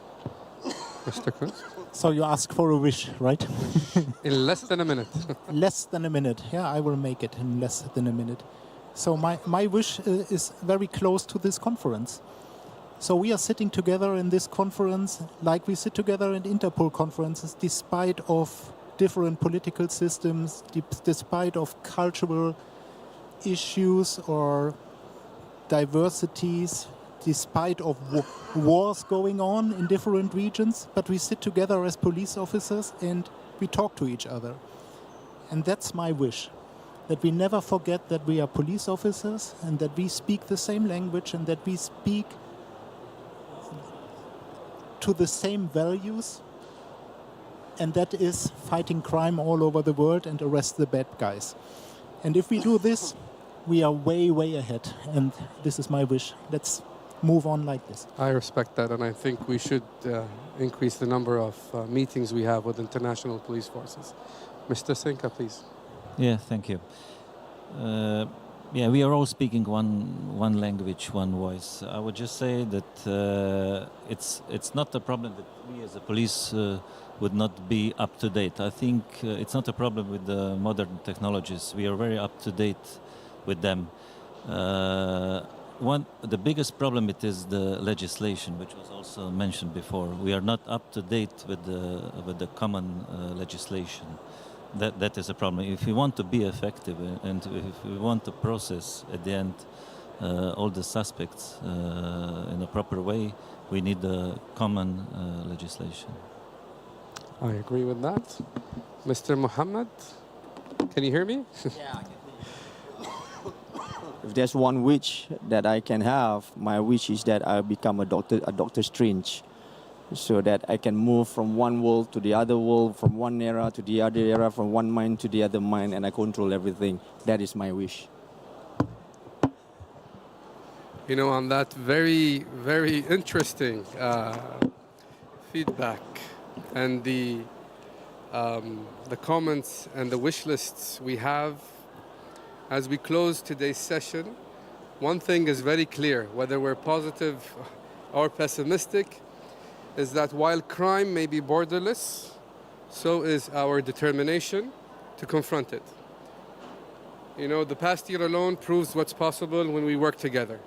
Interpol's operation led to the arrest of nearly 9,000 international suspects and seizure of 1.6 billion in criminal assets and rescue of thousands of victims and trafficking and exploitation.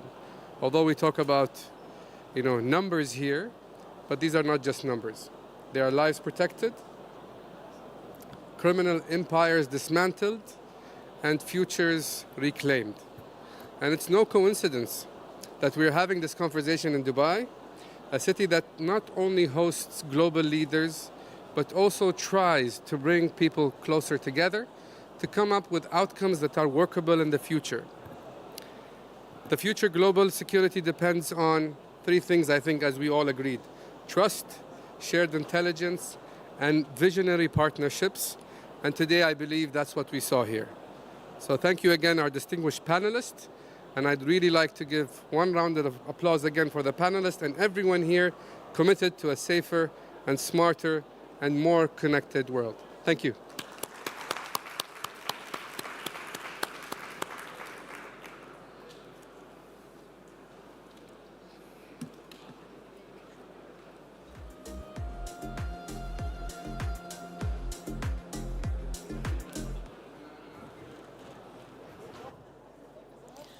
Thank you to all our panelists for the great discussion and for sharing valuable experiences in global crime strategies.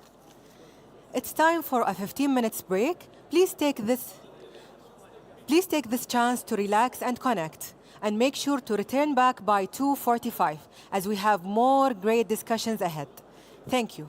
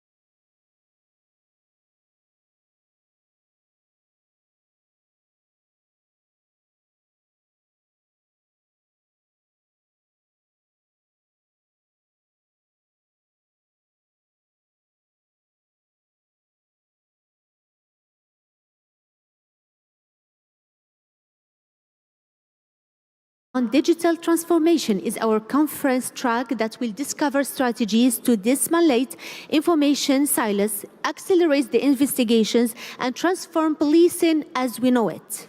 Through completing real-world case studies, and the conference sessions will give all of us a glimpse of law enforcement in action for the digital future. And for now, ladies and gentlemen, we'll start the first panel discussion, which is the future of the police officer adapting to the digital. This session, ladies and gentlemen, will explore the evolving role of police officers in the digital age. As technology continues to reshape the society, police officers must adapt to new challenges and opportunities. This session will delve into the critical skills and knowledge required to effectively navigate and the digital landscape. Ladies and gentlemen, I'll be calling to the stage the panelists as below. Dominic Rees, the head of Innovation Lab, Police Force of North Rhine-Westphalia from Germany. And I'll be calling Martin Levin, the Director of Strategy and Transformation from the Police Digital Service from UK. Also, the Ambassador Stefan Lindström, the Ambassador Technology, the Finnish Ministry for Foreign Affairs from Finland. And the moderator for our panel will be John Kilburn, the Regional Industry Leader, Law Enforcement and Public Safety from Australia.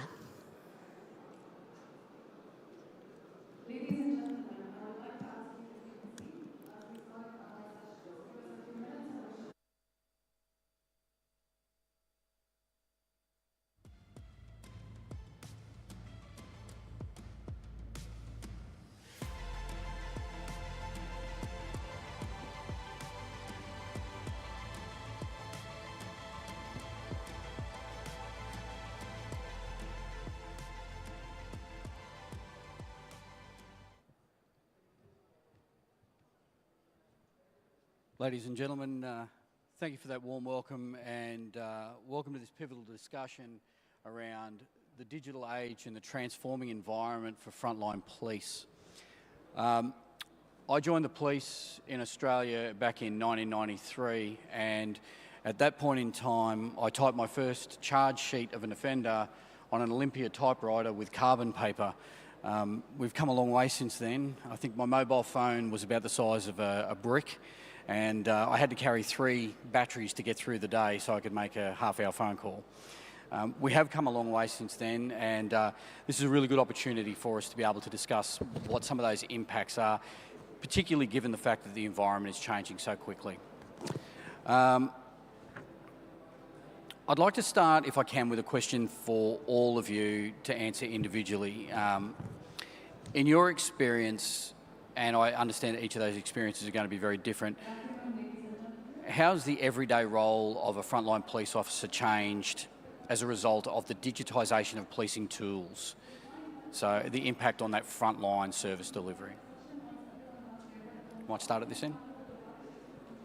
So that's a good question. So I joined the police force of NRW in 2007, and a lot of things changed. So we have these mobile phones, we have technology everywhere. I would say the fundamental roots did not change very far. So it's still giving purpose to the mission, helping people, supporting your fellow officers. So the basics of policing, the moral basics, the ethical basis, that is the same. But the means and the surrounding is changing completely. So when we did the first soccer championship in my states, there were mobile phones were not there, so there were no screen time. Last year we had the European Championship, and everybody was holding a mobile. And of course it's changing policing because you have more evidence, you have more control of policing, and also more complicated situation with these devices, for instance. Yeah, it's a really good question, and I agree with Dominic. There is, actually it's not changed that much in terms of the role. The opportunity for the influence that digital can have is great. it also provides quite a lot of threat in the way we do things. However, the pace of change of a police officer's duty has not changed at the same pace that the technology has. And we're currently living in one of the greatest periods of dramatic culture change in terms of what digital has brought to society and what digital has brought to the reaction and perception of policing across the world. But the police culture is a culture that requires a lot of influence, and it's a culture that I think could react faster to the opportunities that digital bring us. Thank you. Stefan? Yes, what I see is really the first thing is the skill set. Technology is evolving with such a pace that we need to learn more things all the time, quicker and quicker and quicker.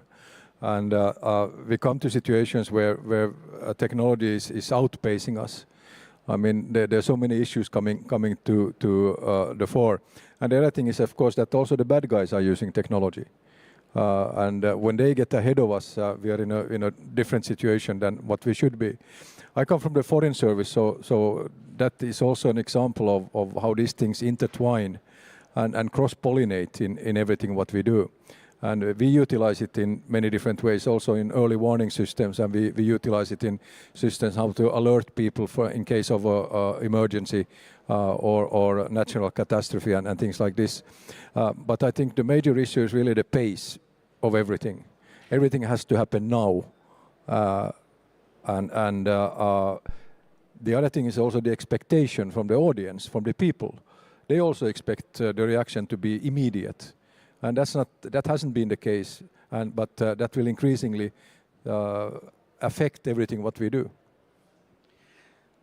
We were talking in the green room prior to this panel, and we had some discussions around, or I'd made a comment about the nature of policing, and I think both of you gentlemen mentioned it very briefly there, that the mission of policing hasn't changed.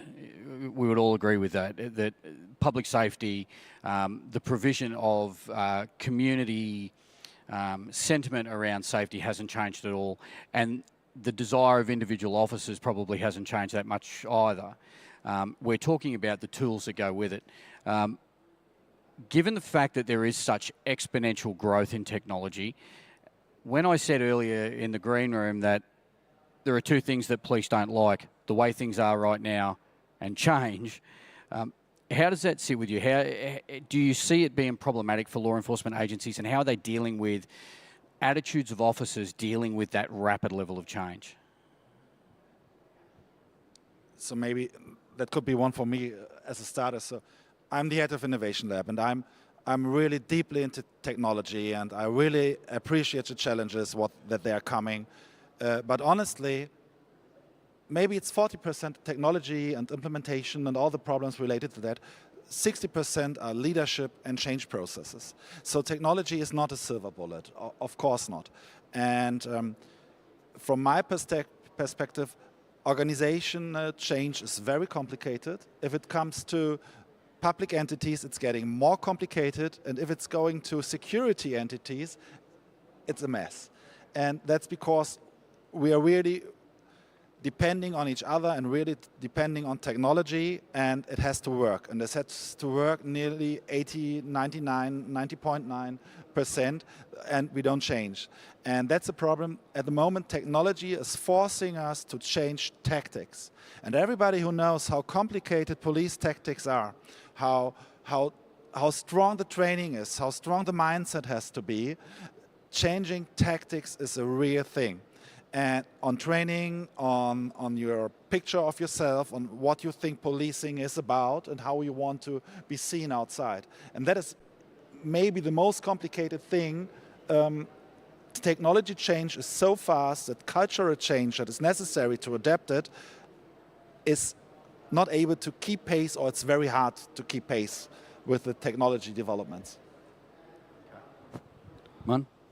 Yeah, I'm very worried that 2 questions in and we seem to be painting a very morbid picture of what's happening. The changes required are, I used the word opportunity in the first question, the opportunity for this is significant, and both myself and Dominic work in innovation as our core fields, and we've both got some tremendous examples of where we've used innovation to completely change the perception of policing, but importantly, to keep people safe. Now, that's not just keeping members of the public and citizens safe, that's also about keeping the police officers safe when they respond to events with far greater information than they could ever have dreamt of having at their fingertips as much as 2, 3, 4 years ago. So going back to the core point, I think it's exciting what we can do in the future with utilising some of the changes, certainly around introduction of artificial intelligence, tying that together with deep learning, tie that together with some process automation that police forces across the globe are starting to bring in now. It's just that innovative approach that I think we need to focus a bit more on. Stefan, you're the Finnish Technology Ambassador. Someone's double parked. In your role, do you look for cross-pollination opportunities around technology from a government perspective? There's a lot of talk around the price of technology, the impact that it has. Do you look for cross-pollination of technologies from the perspective of standardisation and being able to utilise technology across multiple industries, including law enforcement? I mean, it's a very, very valid question. First of all, we cannot develop all these technologies in silos. We need to be able to communicate with each other in an international way. You also mentioned standards, which is a key issue. Just as an example, standards in telecom is developed by ITU, the International Telecom Union, and everything what the ITU does in today's world, it's foreign policy. It's security policy, it's defense policy. So it's a totally different approach than ever before, that these issues have just been regulatory issues. They are now central elements of foreign policy. What kind of standards do we utilize for 6G communication in the future, for instance? These are really, really important questions. And many times I've been saying now that just the fact that you are not interested in geopolitics doesn't mean that geopolitics wouldn't be interested in you. And these issues are international, they are intertwined, they are cross-pollinated, so that we can work with these things together. It's also the issue about, let's take ransomware as an example. It's an international thing. The criminals utilizing or going into ransomware, they're not necessarily from the same country where you come from. They come from all over the world, from Nigeria, from China, from Russia, from Iran, and this is seriously international business. And that's the reason why I'm on this panel as well, because this is what we do, so that we can cooperate together. So leading on from that, Man, in your role for the digital service in the UK, you're at the forefront of that idea of digital transformation. So from your perspective, what do you see as being the prioritised skill sets that law enforcement officers are going to need to bring to the table or be provided for by the agency themselves? What does that look like for you? It's an interesting question, and I'll explain what Police Digital Service do first, which I think is relatively unique in terms of global policing. So I work for the organisation called Police Digital Service, which are a private organisation, but they're wholly owned and funded by UK policing. So our shareholders are the UK police forces. And the reason we're a private organisation means we can be competitive in the marketplace, and we can bring in the best skill sets from cybersecurity, from strategy, from data analytics, AI. And we can then provide these services to the police forces of the UK in the way they perhaps couldn't do that. The reason I bring that up as part of the answer is because that is providing some expertise across UK policing that is difficult in an incredibly competitive marketplace, especially around cyber security. So I think the skill shortages across global policing at the moment are probably in the areas of digital forensics and any crime that's committed, you can almost guarantee that there's going to be an iPad or an iPhone or a PC or a Mac or some form of digital media storage device that has that evidence sitting on it. And being able to extract that evidence, query it using some of the new technologies and AI-aided investigational questions and how you would query that slightly differently, looking for the person, the object, the location, the event information within that device is something that traditional police officers don't have the skill set to do. Therefore, that requires some upskilling, it requires some training, and again, that's no coincidence why I'm here this summer today at the summit on behalf of PDS, but also in partnership with the College of Policing, who provide education standards training for UK policing, in fact international policing, because they go hand in hand together. It's not just about bringing new skill sets in, John, it's about developing the skill sets that are already there and prepping the police officers' staff, and importantly, as Dominic's touched on a couple of times, the leadership required for that moving forward. So just building on that for the whole panel, in a previous life I dealt with the digital forensic examination of mobile devices. Now, over a period of time, how we dealt with those devices changed. So we would used to give advice to officers to turn the phone off, remove the SIM card, put it in a Faraday bag. Now we're giving advice to leave the phone on, put it on a battery source in order that there are different methods and techniques to access that data. Do you think, and this is for everyone, do you think that there is enough funding invested into that training for officers? And the reason that I say that is that as someone who now works in the commercial realm, usually what we see is that when budget's tight, and the first thing that stops is training. And when we talk about platform processes and people for change management, when we stop training people. Do you think organisations globally or within your realm and your remit are dedicating enough and committing to that money for training to bring officers up to speed? The only and right answer is no. The first is, of course, that technology evolves with such a pace, again, as we have mentioned already many times, that it's very difficult to keep up with that. The second thing is the attitude. I normally say that I have 3 guinea pigs. My sons are 15 and 18, and my father is 85. And to compare these, how they approach technology, gives a lot of answers as well. For my father, it's a necessity.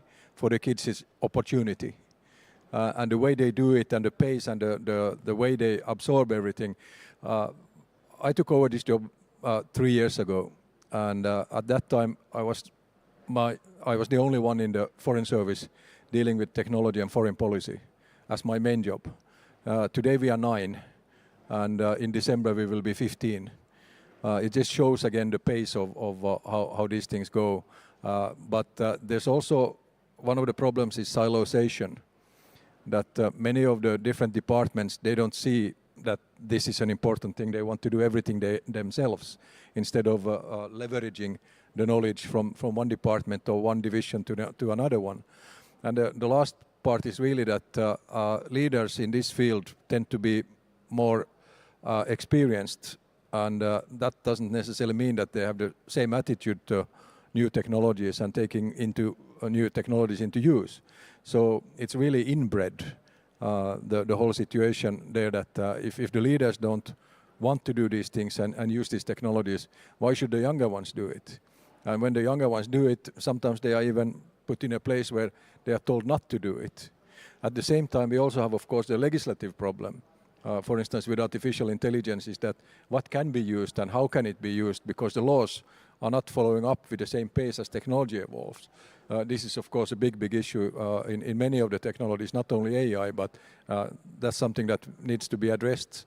But it's an impossible equation because we can never legislate at the same pace as the technology develops. Yeah, I agree. I don't think enough funding does go into that level of training globally. And I guess there's a simple question. Who do you think's better prepared at this stage for the digital arena? Is it the the purveyors of crime? Is it the serious organised crime units and gangs across the world who utilise some of the new technologies available, particularly around artificial intelligence for targeted work, or the police forces that have to respond to that and protect people from it? And if you ask that question, I think the answer you're going to get back would show that perhaps more money could be invested in training. So it's no, and it's so deeply no that I want to explain how low. So if you look at OECD states, they invest 3% of their annual gross domestic product in research, everything. Universities, companies, 3%. There are some doing a little bit more. Germany is doing 3.1. Israel is not OECD, but it's doing about 4. South Korea is investing 5%. That sounds good. So, big tech companies investing between 30 to 40% of their annual income or turnaround money in research. That's what pharma industry did years before. And now I can give you some impression how it's in my state, and it's not different in the most other states that I know from. My police force has a budget of 4.5 billion euro. And we are not even investing 1% of our budget in innovation. And why is that a problem? We have a society and we have companies and tech companies that highly influence our work every day that are investing a lot of money, and we cannot expect to keep pace with them when we are not investing at least a little bit more. I don't want this 3%, I don't want it 5%, I don't want 30%, but we cannot expect being in the low 0.1% to be really a partner for industry and really look into that and accepting the challenge that is coming up to us. So we are completely underfunded as a security research society at all. There are some lighthouse projects, of course, and there are some very well-performing entities, but in fact, compared to the industry, also car industry, mobility industry, not only internet, not only AI, we are not keeping pace. All right, so specifically to you then, moving away from the frontline officer, let's talk about who services them, right? Do you think that leadership teams in policing that lead these trips and manage these frontline officers, do you think that they have the necessary skill sets or knowledge bases to support the integration of new technologies at all ranks of the service? That is also a no, and I can also explain why. I like to compare digital competences with literacy. We would all not accept a police leader or officer that cannot read and write. Sure, we will not accept that. But it was okay for really a long time to say, oh, I'm not into IT. Oh, I don't know. I'm using 2 fingers and it's fine for me. And you could go to the highest leadership levels with that idea of policing, and that was also okay. I don't blame somebody because they did a good job, obviously. But that is not possible for the future. For the future, you need people who translate police and tactical questions in technology ones. And we don't have that in the field in many branches. From my perspective, in investigations, the situation is much better because investigators are more used to acquire specific skills, technologies, and make use of that. They have a little bit more time for that. If it goes to the field, if it goes to riot policing and so on, it's getting harder. We're doing our best, we train the people better, but that's a task for the school system, for the universities, and for training. Okay. So building on from that, Martin, I might come to you. So money's an issue, training's an issue. The money is probably scarcer now as fiscal budgets tighten. So my question to you is specifically to build on that, and it's, do you have, from a UK perspective, mechanisms in place where you're actively monitoring and measuring the impact of technology being utilised in the field by frontline officers? And if it's working, what do you do? If it's not working, more importantly, what do you do then? How do you transition? So there's no straight answer to that. I think it varies wherever you go. And I'll give an example of a proof of concept that we recently took part in a UK police force where we introduced artificial intelligence into the control room so it could triage emergency calls coming in and do a dynamic risk assessment based on all the intelligence that has line of sight to its understanding of the environment. And one of the success measurements we put against that was not what you would expect. So it's very easy in that service centre environment to do what the call centre industry do and start measuring the average call handling time, so the length of a call, and are we being more efficient in the terms of the way we do that. But one of the learnings that we were keen to bring alive from that was, well, that's actually not the cost. The cost of this is the total life cycle of contact. So are we having to dispatch an officer to locus? How much time is spent with that officer? That's goes right through the whole criminal justice system, and calculate the cost out that way as opposed to just the original handling time. Because ultimately, as we introduce technology, the real answer is that technology will help us get a much faster single or a much higher calibre of first point resolution. So if someone phoned the police or phoned emergency services, then their query or their emergency can get dealt with immediately, as opposed to the legacy way of doing it, which is that requires an officer to go out to visit the person, to take statements, to do everything else. So our success criteria for that was very much measured around the total life cycle of the contact and the cost of that contact. And ultimately, the non-tangible measurement that certainly UK policing, which I'm sure you guys see the headlines around the world as much as we do, the non-tangible measurement is, are we regaining public trust and confidence in policing? And it's difficult to get that measurement coming back from that. So tangible, finance, efficiency in terms of doing it, but it's the non-tangible stuff I think we'll find difficult to measure, John, but I think that's ultimately where technology can help us. Yeah, it's difficult to measure that productivity dividend, in some respects. It's not as easy as looking at a profit margin on a balance sheet when you're talking about public safety. Dominic, do you want to add anything to that from a German perspective about the measuring of success for digital technology for frontline? We are trying to do that. So the first thing, it will not get cheaper. So many people ask me, if we do that, do we save money? The answer is mostly no. Particularly, but to be honest, it's like your private bill and on your accounting. So in the 90s, you didn't have your internet accounts, mobiles for you, your kids, you didn't have Netflix and so on. So you're investing more in this area. We have a lack of labor in some parts. Yes, you can compensate, but it's getting another share of our budget. So it's not getting cheaper. That's the first thing when people try to ask me, could you measure that? Yes, I can, but the results are not like you might be expecting that. So what we try to is that we have some indicator of looking on the mission. So what does it do for the mission? Does it add quality? Does it add time? And how much does it cost? But we don't use, I like to use it. So sometimes, of course, I have a Secretary of Finances and so on. So they're asking that, of course, and they are right with that. So, but what we want to add impact, and you have to calculate for this impact for the money, and we use it to decide which of the ideas we want to do first, because obviously resources are limited, and we are looking on the impact.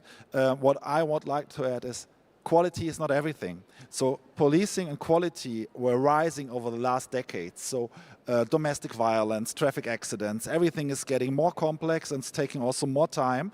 Even using new technology, we use more time. But also we have to look at the processes in the back office. So because there are real savings. And if we want to add quality, we also need other things that give us the resources. And police officers only often looking at the quality and not on the resources. So quality is very important, but not everything, also the numbers. Yeah, I agree. And I often argue that the process, the platform and people are the three things that, if you don't invest in all three of those areas, you don't see the true value. So again, it becomes harder. Man, you raised in your answer, and it's been raised a couple of times here, and we're talking about technology for frontline police, right?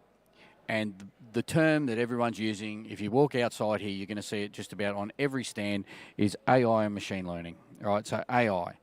So, Stefan, can I ask, in your position, from a strategic position as the ambassador, how is Finland specifically balancing innovation with the ethical considerations that are around new technologies such as AI, and how do you look at that globally before we drill down specifically into law enforcement?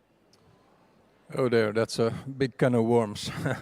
But it's something that we are talking about all the time, and when you look at what's happening internationally, there's all kind of initiatives of governing AI.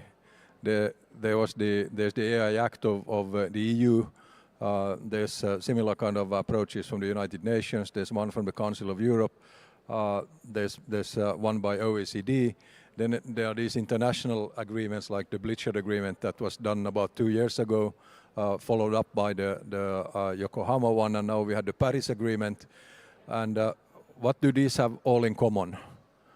They don't actually regulate anything, because we don't know what to regulate. We cannot regulate a technology that evolves, that develops so fast that these things go. We can regulate the use of technology, or we can make frameworks of it. But this is really the big issue in everything, is that as a government or a region, we cannot set these specific rules on that. That's another problem there, is that everybody wants, I normally say that every organization with any kind of self-esteem wants to have an own set of regulation on the use of artificial intelligence. But that doesn't work. We come back again to the issue about standards. They have to be mutually agreed so that they could work in any way, because otherwise, we had a situation recently where a municipality in Spain set their own standards for utilization of AI. So how would an international company would be able to operate if they have to have separate agreements, separate rules in every single city, in every single county, region, country where they operate? It doesn't work. We have to have some kind of a universal agreement on the whole issue. It's difficult. It's very difficult. And it's also because many times different politicians have a different kind of ideological approach to the whole issue. And not only that, we also come to the question that when you think about, we are entering now the second quarter of the 21st century. Will this century be categorized by a hegemonic battle between US and China? Or will it be categorized by a hegemonic battle between the national state and tech companies? Because when you look at, we are totally dependent on the big tech companies in the whole world on this, say, and what is their impact on our everyday life? And what are the sort of values driving their work? These are the big issues that come to the fore in everything. And in that sense, I'm happy to see the exhibition here is that these are primarily small, very agile, very innovative companies that bring new technologies to the fore, and that we can utilize all them as well. So I suppose to you two gentlemen, building on that, when you drill that down to a policing lab or a policing perspective, how do you gentlemen see AI? I mean, I have a particular view on it. It's, to quote your words earlier, it's not the silver bullet. It's I see it as a tool in the tool chest. But hallucinations, those sorts of issues, how do you see the ethical implementation of AI as a productivity boost, specifically in a law enforcement environment? Martin?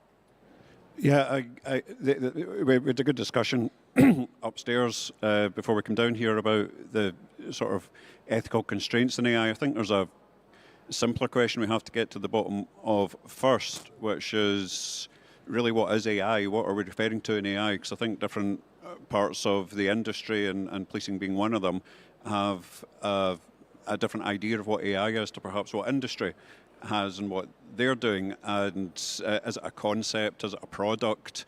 Is it a set way of doing things with data? And I think as a global policing industry, we need to actually sit down and, almost as Stefan said, work out what are the different facets of this available and how do we deal with every single one of them in terms of best use practice, in terms of governance, in terms of ethical constraints that would come along with that.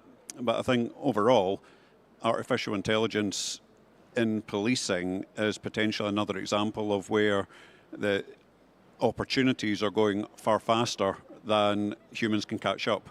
and that comes down to legislation, and that comes down to civil liberties. It comes down to how do we protect a citizen from police forces being able to access things in a way they've never accessed them before.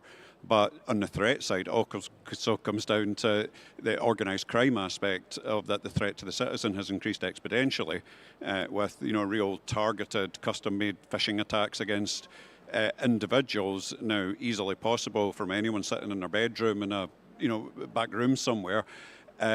So we need to find the sort of sweet spot between the opportunity and how we actually make sure we're using it ethically going forward. I know I certainly had a good debate with Dominic earlier on about this, and I know Dominic's got some absolutely brilliant viewpoints. Dominic. Yes, so maybe one thing as a starter, AI is getting even more wild. So if we're really into the tech companies, we're looking at NVIDIA, what they are building, they will have 870 kilowatts of power consumption per AI rack next year. So, and when it's really getting wide is when autonomous systems combined with AI go on the streets. Maybe not as police officers at the beginning, but at some point we have to make the decision, what kind of police force do we want to be? Every police force and every society for its own. And maybe that's one of the most important decisions at all. So it's not about can a human do it or can we replace the technology. So sometimes it's also about, do we want a human to do it? Is it worth the effort? So like going into a good restaurant, of course you're paying a little bit more because people are taking care. And you appreciate that a human is doing things, maybe even if a human is not as good and not as perfect or in good wine or so. And maybe that is also some discussion that we should do as societies and not leave to tech companies. They are part of the society, but they are not the society. And that's maybe some discussion that is not loud enough at the moment to discuss what AI do we want for our societies, and especially what AI do we want for policing, and at what point we say, yes, it's technically possible, it's feasible, but we decide not to do that. And at the moment, we are not far enough in this process. But as you mentioned, the speed is so fast, our normal processes in societies to sort that out, to come to a common conclusion, they might not be fast enough. And we, as society, should prepare for this process and for this discussion in a positive and optimistic way. I'm not against that, so that's not the point. But we cannot forget the people. Police is heavily relying on the acceptance of the societies, and if we lose that, we lose everything. So policing with consent of those that you serve, and I think that everyone would agree that it's necessary. So I want to ask you, and I haven't written this question down, but coming from that, right? Government places expectations upon agencies to either adopt technology or not adopt technology based on required outputs for budgets. There's a general sentiment around the fact that more policing shirts reduces crime. Now, we know that's not the case, and technology can be used to decrease crime rates. So who should drive that? Should it be the government initiative, or should it be individual departments that make these decisions to say, AI is something we will adopt or we won't adopt? It kind of has to be everyone. And the challenge being that if you take any standard government organisation in the world, they're not the most nimble of people in terms of legislation and that going through. Add into that the sort of general approach from public sectors throughout the world, and again, that lack of nimbleness is really going to challenge, but then add policing onto that, and with the risk tolerance that police forces have to change and bring in new ways of doing things, it's almost a perfect storm of we're never going to be able to do anything here because it's difficult to move individually. So it kind of has to be together, but also with industry as well, and with the suppliers of technology and your big data houses across the world. I think it has to be a coordinated joint effort to help police this environment and create that opportunity. Unfortunately, as we've seen with the advent of social media and some of the big social media challenges in general, it's not going to be an easy thing to do. Meta, X, challenges in every jurisdiction they have in terms of accessing data, in terms of being vicariously responsible or liable for the content going in their platforms. I think that shows that it is going to be a challenge. I can hear my 11-year-old son saying that, well, if governments and departments don't have time to develop legislation and policies and procedures around AI, get ChatGPT to do it, which represents the same wicked problem that we're talking about. So I do understand. Ambassador, can I ask you, where do you see the role for international agencies like Interpol and Europol taking leadership inside the idea of technology for police? I didn't hear you now. Can you repeat?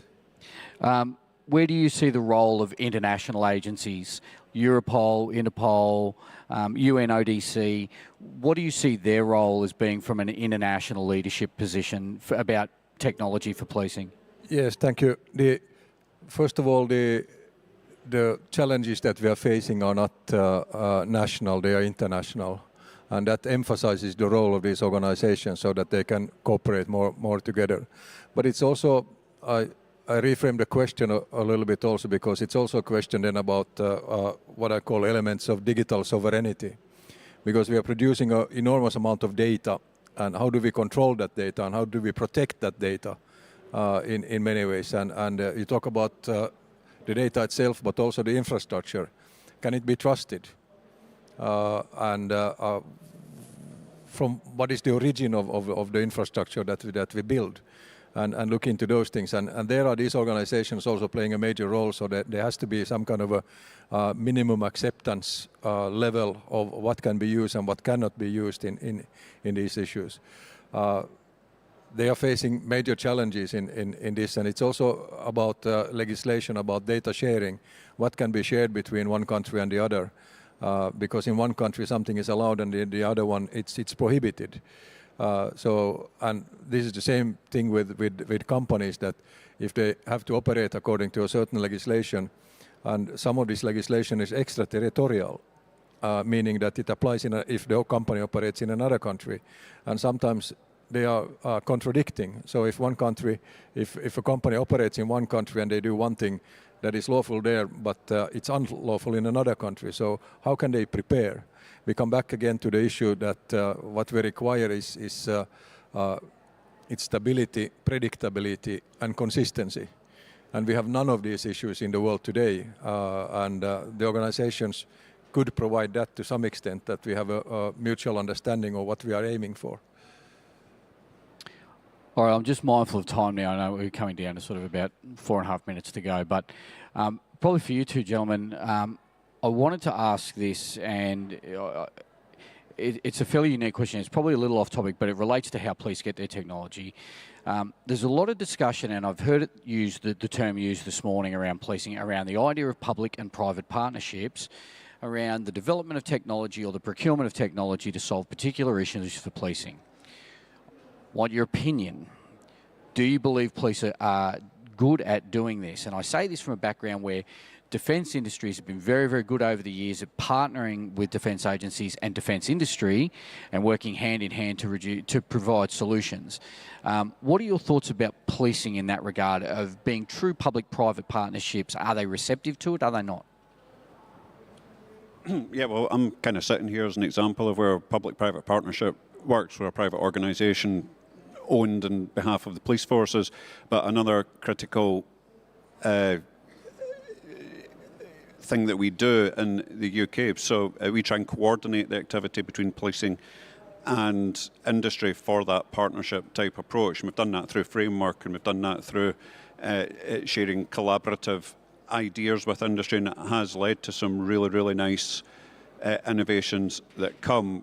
However, the caution is always when you're working in collaboration with industry, industry are generally doing it for profit rather than doing it out of the goodness of their own hearts. And that can lead to some challenges in some of the larger public sector initiatives that you get not just in policing but across public sector in general. And I know in the UK it's certainly very popular amongst the press, and I'm sure it is globally as well, that here's another big IT systems disaster and millions of pounds wasted on a public sector organisation blowing stuff in an IT systems disaster. And generally they're all quite accurate, but you've got to remember at the heart of that write-off of money is a private sector partner that hasn't delivered what they're looking for. So I think the opportunity for that collaboration is absolutely there, but it has to be a true partnership. It needs to be a win-win environment for both partners in order to make that work. But getting frameworks to control that, and proper frameworks in the UK, we call them dynamic purchasing frameworks, to enable that is the absolute key bit. John, that's the bit that it makes it work. We've got good examples of success, but we've also seen some pretty horrific failures as well. Okay. Dominic, do you have anything to add to that? So it's quite obvious. So public safety and security is always a shared mission. That's why you lock your room when you leave your house. And that's why you have a private security service if you have a big mall. And that's also for big tech companies. If you really make some virtual room, of course you're the man or lord of the house and the landlord in this virtual space, and you have your share. If it comes to development, we can get better. So I see a lot of innovation labs coming up. I see a lot of people getting more agile or saying that or trying that. Yes, we are getting further with that, but also we have to get used to the situation that we will not get our individual solution. The most digitalization processes and the collaboration processes in the European Union, on the national level, and the federal level in Germany, they are failing because we want technology to solve problems that we could solve in our organization. So my organization has 50 police entities in the state. Berlin has just one. That makes a difference for the software vendor. We should change our system to make the technology more feasible for different users. And that's what we not do. But what you do, if you buy a car, you accept it like it is. 100%. Mindful of time. One sentence answer, gentlemen, my last question for the day. It's 2025. Now imagine 2040, 15 years from now. What does it look like for a frontline officer in one sentence? Play with AI and see where it leads. It'll be fun and exciting. You like that fun and exciting? There have to be tolerance and ambiguity tolerance because we don't know the future. We have to go the way, and some things fail, some things will not fail. But we have to be open-minded doing that. Thank you, gentlemen. I've really enjoyed the discussion today. It's been excellent. Ladies and gentlemen, on behalf of our panel, I'd like to thank everyone for joining in this conversation. Today, we've heard about future-facing capabilities being developed around the world and challenges that each of those agencies face. I think that one key takeaway from that is that technology must serve the mission of policing and not the other way around. It's a tool for the trade. On behalf of the panel, we'd like to thank you for being attentive, and thanks to Dubai Police for their leadership and vision in hosting this summit. Their commitment to technology, innovation and global dialogue, it remains inspirational for us. On behalf of the panel, ladies and gentlemen, thank you very much.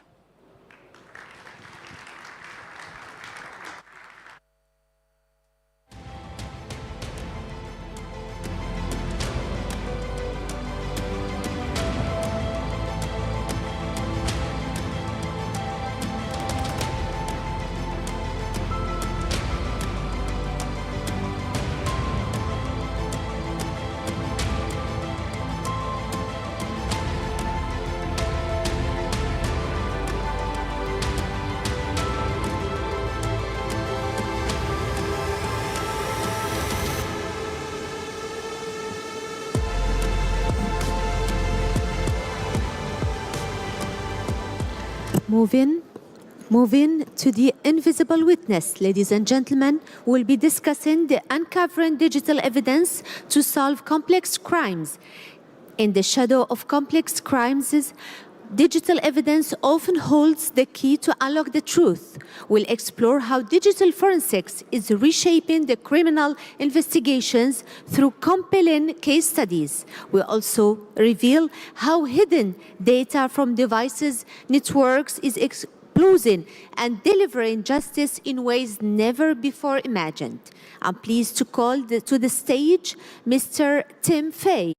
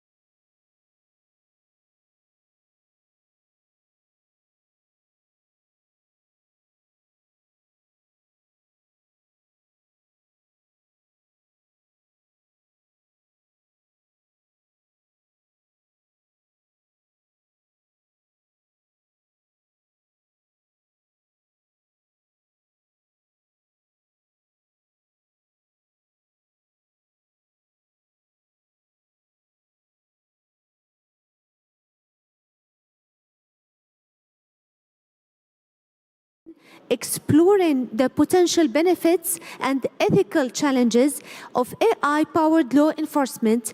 Are we all ready for this new era? To know more, ladies and gentlemen, I would invite to the stage Mr. Paul Goldenberg, the President and Board Chair, the Chief Advisor, Policy and International Policing Global Consortium of Law Enforcement, Training Executives, Rutgers University Miller Center of Policing from the USA.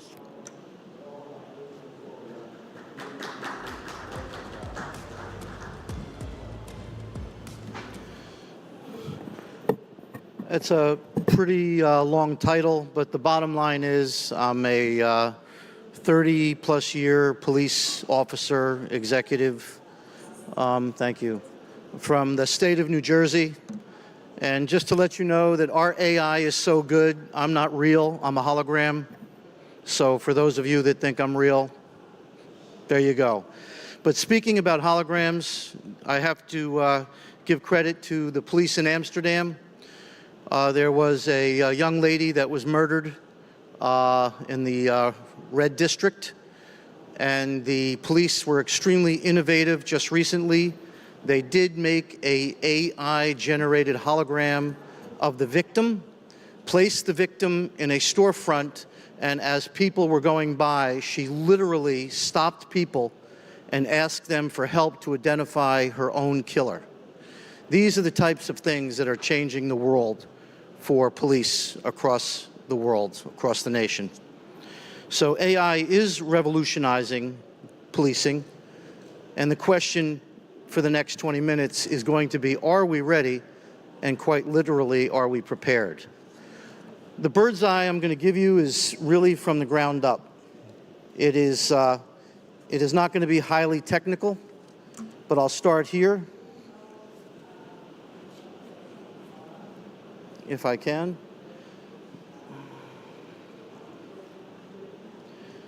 So years ago, when I first started, I headed up a gang unit in New Jersey, and the gang unit used to go out to the streets, and I had my detectives look at the graffiti.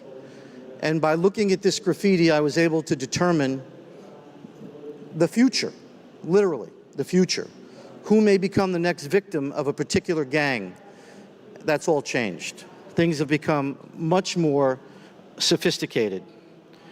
Investigations were done manually, taking detectives weeks or months. Today, these same elements, as well as a myriad more, were unavailable to us. They're now incorporated into the investigations. They're linked, they're analyzed. And instead of taking months or even a year, these investigations are now solved in minutes.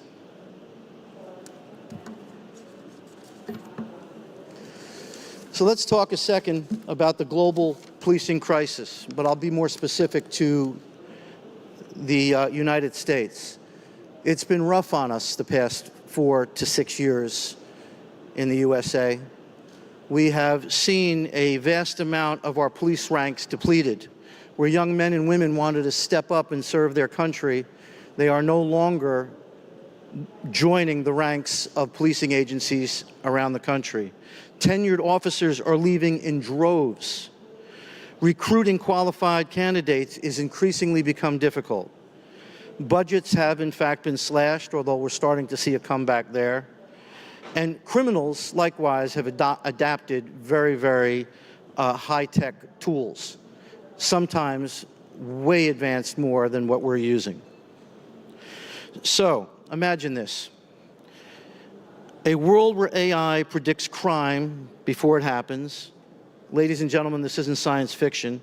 It's happening right now in our policing services around the world. The real question is, will AI change policing, and how will we change with it responsibly, while staying true to our mission and, quite frankly, our values? So, really, artificial intelligence is here. It's bringing the challenges with it. And that's why for the next 17, 18 minutes, I'd like to explore together exactly what it means for us. When people hear AI, they imagine two extremes. Either it's solving our problems or it's taking over the world. But AI isn't new. It's been around for quite a while. Since the 50s, scientists have asked, can machines think like humans? I don't know how many of you remember 2001 that was created 40 years ago. A little robot named Hal changed the world and changed the thinking of the world. Early AI was simple. It was good at patterns, terrible with language, though. If you typed file, it had no clue if you meant taxes or fingernails. Then in 2017, there was a major breakthrough.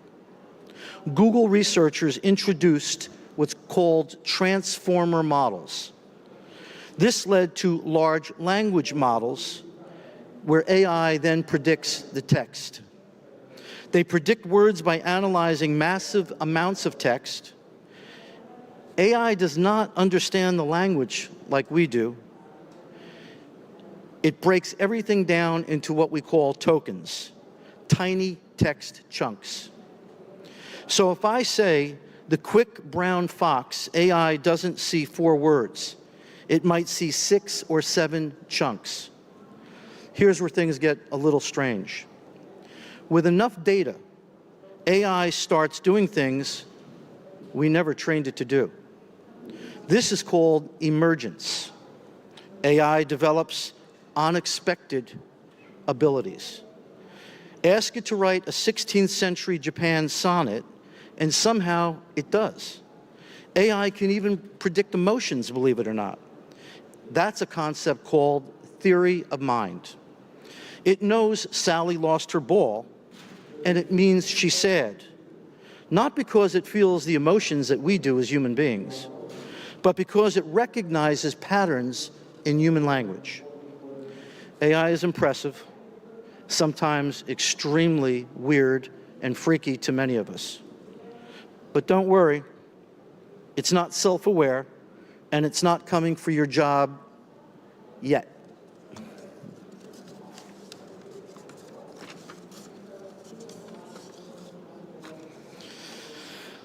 Right now, we are using what's called narrow AI. It's great at specific tasks, analyzing data, generating reports, but it's not truly intelligent yet. The big leap everyone's waiting for is called artificial general intelligence, an AI that learns, adapts, and reasons like a human, or beyond that, quite frankly. Then there's artificial superintelligence, AI that surpasses human intelligence entirely. And that's where things are getting unpredictable. Philosopher Nick Bostrom gave us a very wild example. He said that if you have AI designed to make paper clips, it gets smarter and thinks, I think I need more paper clips. It manipulates financial markets, tricks scientists into helping it, and eventually looks at humans and thinks, you have metal in you, don't you? More paper clips. Before we know it, the whole universe is just paper clips to AI. Extreme, yes, but it highlights why AI needs safeguards, particularly for public safety. It is a huge mystery around the world. And it's a mystery that we have to, in law enforcement and policing, work very hard to demystify for our people, our constituents, and our communities. So let's move past sci-fi for a second. Right now, our biggest concern with AI is misinformation, deep fakes, job displacement.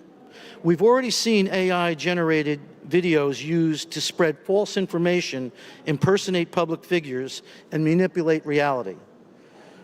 For those of you that already know and those of you that don't, false information can lead to death, riots, havoc, civil unrest in just moments, just minutes, not months or years.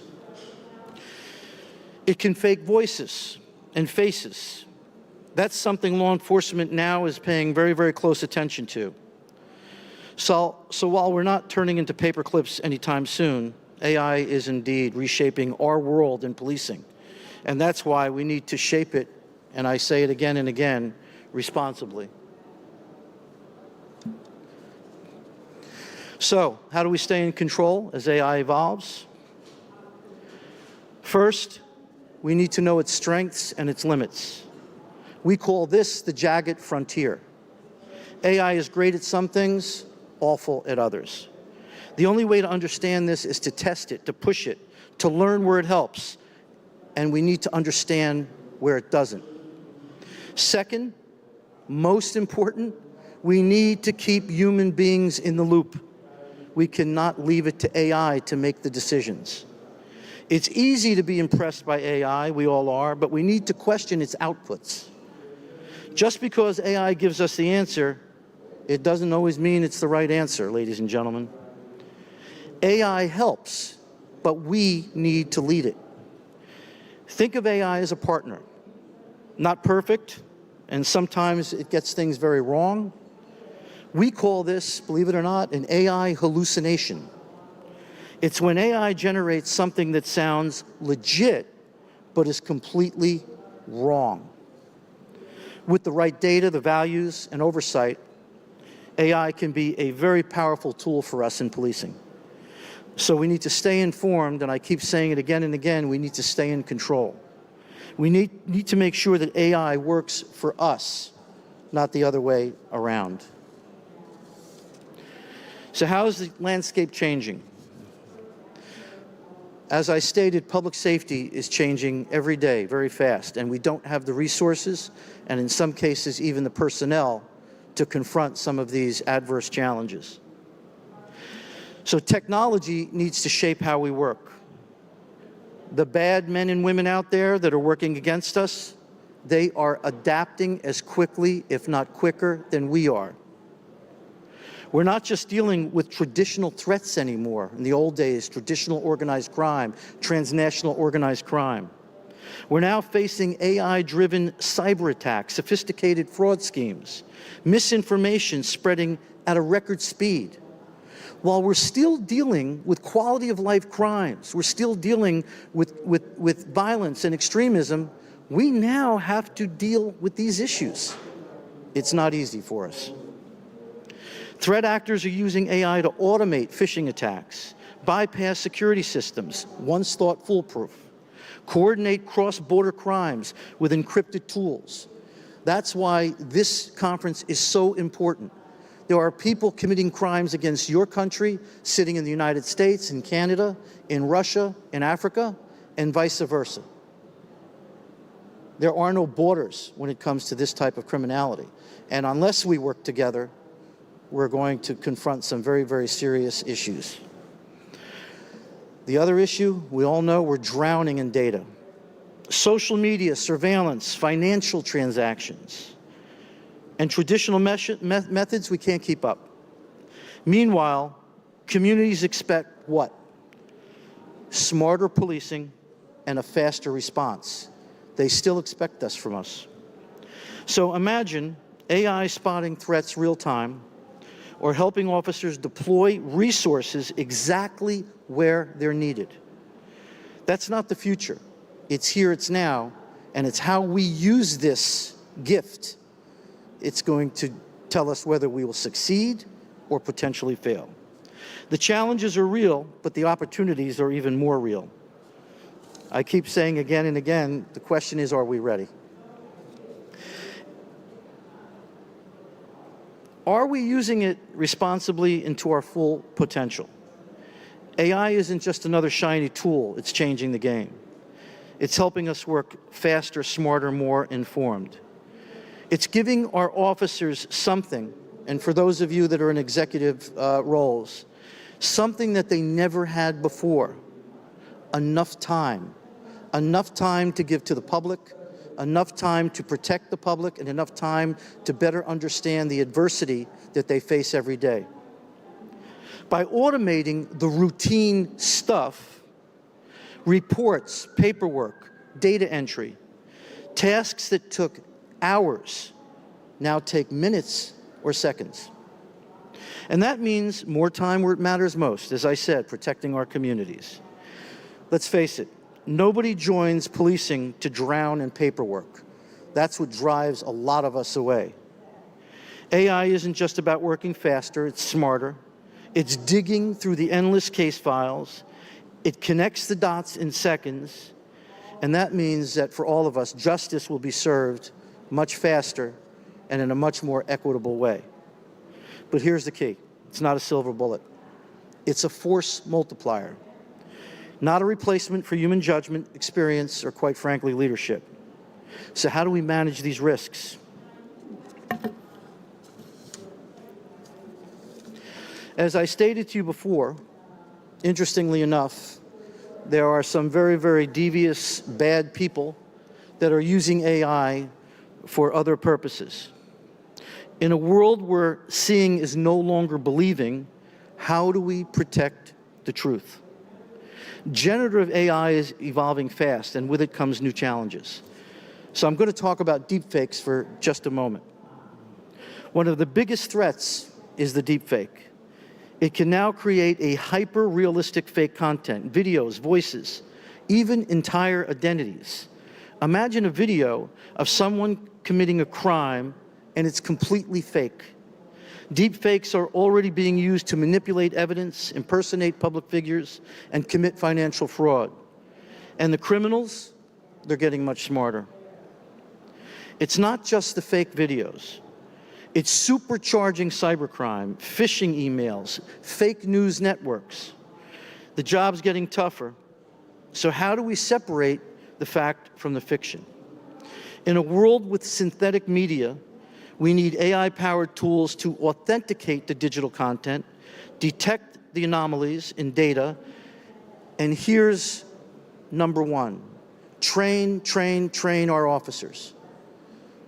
I move across the world. I'm working with police agencies on the continents. We are only skimming the surface with training our officers and our executives. The average police chief or commissioner or executive still does not know the ins and outs of AI from the standpoint of policies, procedures, regulations, and that, of course, are going to be predicated on the nation of which he or she sits. Generative AI presents threats, but also gives us the tools to fight back, by the way. The key is staying ahead of the game, equipping ourselves with AI-powered solutions to combat these threats. I want you to watch this for a second.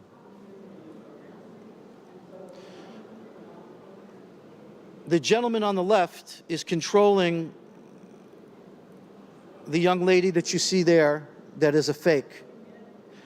What you just saw was sent out to hundreds of thousands of young men across Canada, the United States, and Europe that were advised by that young lady to remove their clothes and send pictures of themselves in the nude. These young men, many of them unfortunately did it. The individual you saw that created that algorithm, he was a gang member from Nigeria. 35 of these young men killed themselves after they were held for extortion. 35 young men from 14, 15, 16, 18 took their own lives because of this video or a video very similar to it. I'm checking for time. I don't see a... Can I ask how much time I have left? Sorry? Time is up? All right. I'm going to wind this down. I had to take quite a long presentation and wind it down. Look, for those of you that want to contact me, Paul Goldenberg, I'll have my information up here. I was going to go into some of the legal considerations, the regulatory considerations, but what I wanted to do today was at least talk to you about the basics of AI, what the challenges are, the role of technology, which I covered as much as I possibly could. But the bottom line is that we are nowhere near where we need to be on this. And the fact is that we need to work with our universities, we need to work with our academic institutions, we need to work with our police academies, because AI now needs to be embedded into our culture. We need to demystify it for our police executives. We need to demystify it for the young men and women that are serving in police departments around the country, so they can leverage and use this technology as deemed necessary, but within the confines of making sure it's done properly and ethically. So I want to thank you. I think I used the time, and if anyone has any additional questions, I'll be in the back of the room. Thank you very much.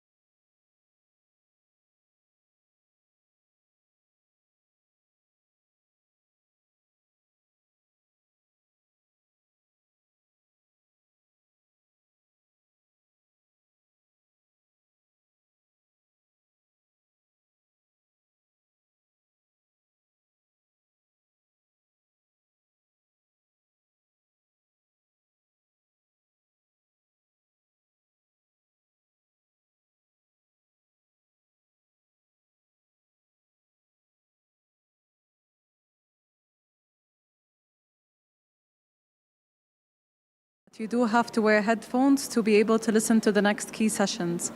So we'll see you back in a few minutes.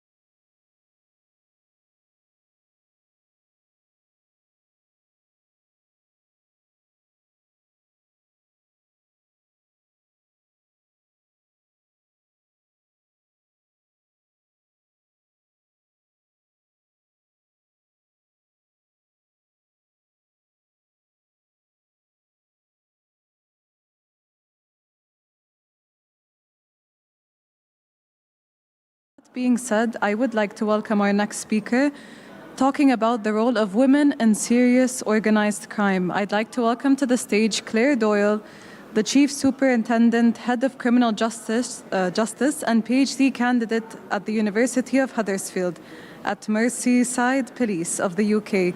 Please welcome to the stage Claire Doyle.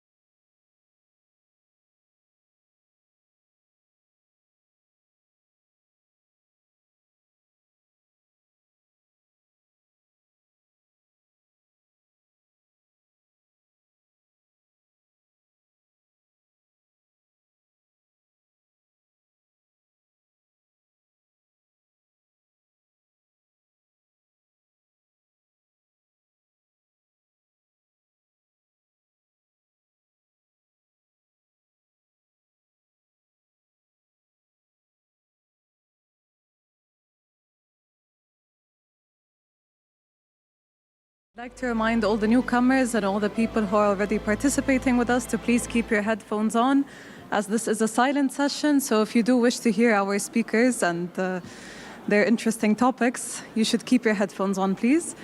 And with that, I'd like to introduce our next topic, the chains of control, the role of public-private cooperation in eradicating modern slavery and the financial systems that fuel it. So I would like to welcome our panelists, Mark Koss, the Chief Operating Officer, Stingbase, Supervisory Special Agent and International Instructor, expert in global investigations, counterterrorism and transnational organized crime, U.S. Department of Justice, USA. Una Vandenberg, the Founder and Chief Executive Officer, Raw Compliance, Portugal. Nina Valkonen, again, excuse my pronunciation, I'm trying my best, the Executive Director, Senior Specialist and Co-Founder, Protect Children, Subgroup Chair for Victim Services and Offender Management, Interpol Specialists, Group on Crimes Against Children of Finland. With that, I'd also like to introduce Kevin Metcalf, the Director of the Human Trafficking Response Unit, Office of the Oklahoma Attorney General, USA, and our moderator, Michael Roberts, Private Cyber Investigator, Stingforce.com, Australia. I'd like to please welcome our speakers to the stage, Mark, Una, Nina, Kevin, and Michael. Please give them a round of applause. Welcome.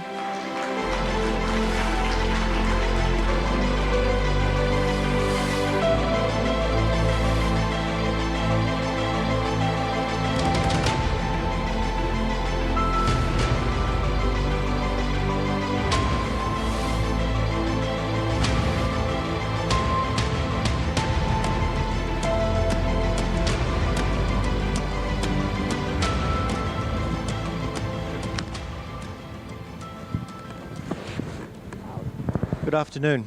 Thank you for coming this late in the day. It's wonderful to see you here.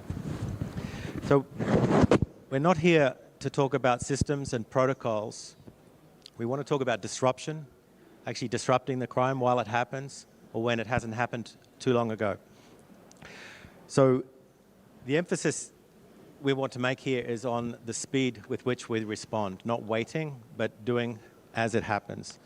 And disrupting crimes in process. So I'd like to better introduce our panel here today. So we'll start with Una Vandenberg, who will be speaking about compliance response from the financial institutions and what financial institutions can do to help disrupt crime, human trafficking in process. And then we have Nina Valkonen, who will speak about what it means with the from the trauma-informed perspective of the victims. Kevin Metcalf, who is our boots-on-the-ground guy, who gets out there physically and reacts in real time. And of course, Mark Koss at the end, who will talk about reacting at speed. So if each of you could just introduce yourself just a little bit better, please. Kevin, if you could. I'm Kevin Metcalf. I'm the Director of the Human Trafficking Response Unit, the Oklahoma Attorney General. I've been in probably close to 20 countries over the last several years working on human trafficking operations and intelligence. And I'm right now building a unit to respond to human trafficking in labor and sex. Hi, Nina.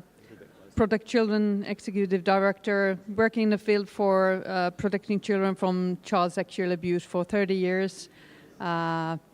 We work with the research-based holistic method, and I established Protect Children 5 years ago, and we work and gather voices and wisdom from survivors and bring their knowledge to those who work and protect children. Thank you.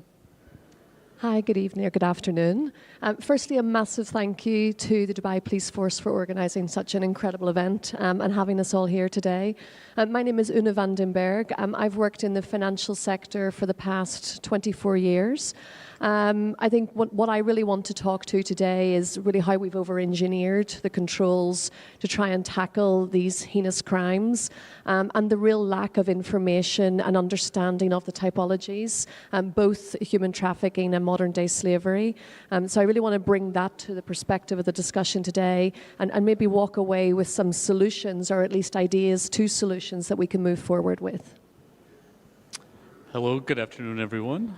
My name is Mark Kaas. I am the COO of Stingbase out of Helsinki, Finland.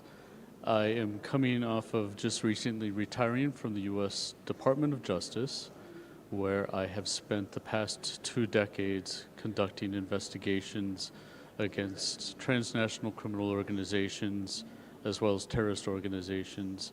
And I'll be sharing with you some of my experience and lessons learned, specifically those from training that I've done and conducted over the past 2 years. I've been in over 50 countries conducting... Mark, just a little closer.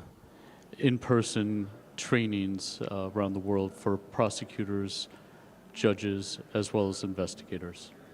Thank you. Thank you. So the first theme, we want to talk about the communications gap, why the transnational organized crime syndicates are more agile than law enforcement and finance. And Mark, I'd like you to speak to that first. Why are they faster than law enforcement and the financial fraud investigators? You know, that's a very interesting question. I found from conducting training around the world, there was a couple of things that I could always bring up where, regardless of where we were located, everyone recognized that criminal organizations were quicker in terms of communication than law enforcement. And I would ask why? Why is that? And it came down to, in law enforcement, we are truly our own worst enemies. We are tethered by the inability to freely communicate.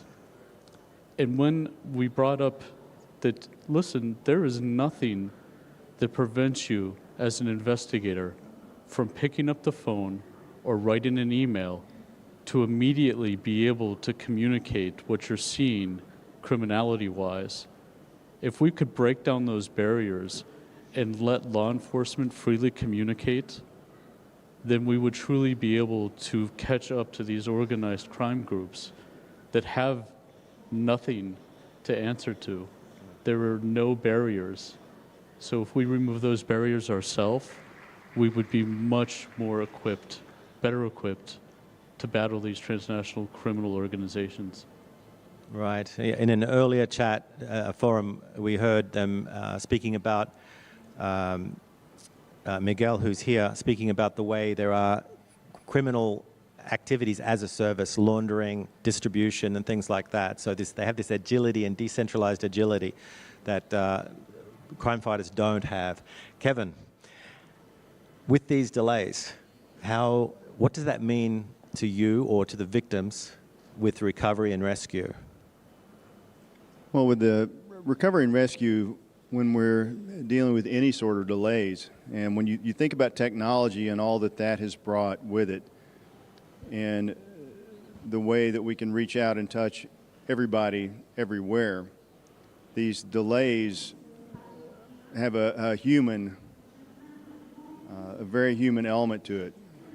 If you think about the quota that these victims have each and every day, they have to bring in so much money, and that is so many times that they are sexually abused or, depending on what it is they're doing. And I do want to point out that we're talking about communication, and it's taken us a very long time to start getting things right, because when it comes to trafficking, there are only two types of experts in trafficking, one being the trafficker themselves, and the only other expert that we can really talk to is going to be the victim or survivor. Those are the only experts. not law enforcement. We may be experts in law enforcement in the way that we do things, but we really haven't listened to survivors. We haven't listened to victims in a way that we actually understand this crime type, where to look, and what we're doing with that data. We've improved a lot, but anyway, when you come down to these delays, that can be, you're looking at some of these victims I've seen, 20 to 30 men per day, and that's a lot if you delay even an hour. Kevin and I have a friend named Larry, and his email signature says, "Follow the money, stop trafficking." Una, you're the money person here. So when a financial institution sees red flags, we know they hesitate before sharing often. Why is that? There are a number of reasons. I wouldn't even say it's a hesitation. I think first and foremost, most of the data we have in financial institutions is bottom up, not top down. So we're seeing typologies within our books based on known typologies. So we're not seeing new movements. We don't see the changes in typologies because we're not informed. So we're sending information through to the FIUs in the form of SARs or STRs, and then we're waiting for a downward communication in terms of what we should do. And in many instances, it's just follow your internal procedures. And to Mark's point before about information sharing and delays in information sharing, within the banks, you can actually ask any person who's well trained, what is human trafficking, what is modern day slavery? They'll be able to give you a textbook response. But if you then say to them, well, how do we identify that within our books? Radio silence. And that's really where we're failing. But one of the reasons we're failing is not through a situation where people don't want to make a difference. Rather, it's we don't have the technology. And to the point there that was made on technology, a lot of the networks are complex networks within our books which are undetectable to the human eye. And it's only through the implementation of usage of AI. HSBC was a brilliant success case recently with Google AI. They were able to identify complex networks in their books that they couldn't otherwise identify. And also information sharing between banks is very, very limited. We're very limited, and we can't just pick up the phone to a colleague in another bank and say, hey, we've seen this, it's coming through to you, you better stop it. Do we do that off the record? Well, we do. We speak in the industry. Are we formally permitted to do that? The answer is no. So we need to work more cohesively within the industry. We need to work more cohesively with the public partners. And we need better information up, down, and basically horizontally. So I want to see massive improvements in that. But, Rome wasn't built in a day. Nina, you look in the eyes of the victims and the offenders, managing the offender management and so forth. What do these delays mean if you were to speak for the victim? Protect Children have collected survivors' voices, and we have now data 23,000 responses within 35 languages from victims and survivors, especially on child sexual abuse and exploitation. Delays are devastating for the victims and survivors. We need more collaboration, and I think that the rapid change of technology has changed the crime prevention as well. We keep on saying that offenders are always step ahead, but I want to highlight that also law enforcement is not able to share all the knowledge they have. For example, Interpol is working really hard to tackle all crime types globally. But of course, they can't publish everything they do, otherwise the offenders would get step forward. I'm happy to share the voices on different language survivors, but it's very constant from country to country, from language to language. There are so many issues we need to tackle. The one that we are doing the analysis is the offline and online crimes, and especially I'm working with the online victims who have been trafficked for sexual purposes through the online environment, which is also it's a big money for the offenders. I want to highlight that we are analyzing the data, comparing the online and offline crimes, and unfortunately we are seeing now new results that the online crimes are even more devastating for the victims of sexual abuse, especially the long-term consequences. So we are doing this analysis together with Anglia Ruskin University, IPRI in UK, and hopefully we will be sharing the global responses for that from the survivors. There must be a lot of moving parts. I wouldn't know where to start, so I don't envy you the job. If I may say to that, I think Western Union is a great example. Recently, they teamed up with an NGO, and they were looking for victims of coercion. Women that had also, again, a lot of domestic workers are sending money home through Western Union, and many of them, it's not through choice either. So they've had much success with that initiative, and that's been a real-time identification. But one of the things that came out of that was, within our books, we don't have risk typologies, which are specific to gender. And I spoke in the UN to this last year about how we need to do much better to understand whether our specific groups are vulnerabilities and make specific gender risk-based typologies within our systems. Yeah, I totally agree, and I want to thank the law enforcement in United Arab Emirates, because they are also helping us to translate the Arabic language offenders data into English, so we can also analyze that one. And I think the point is that we really need to focus on kind of cutting the profits for offenders, and that's really tricky with the rapid change of technology and the global crime scene.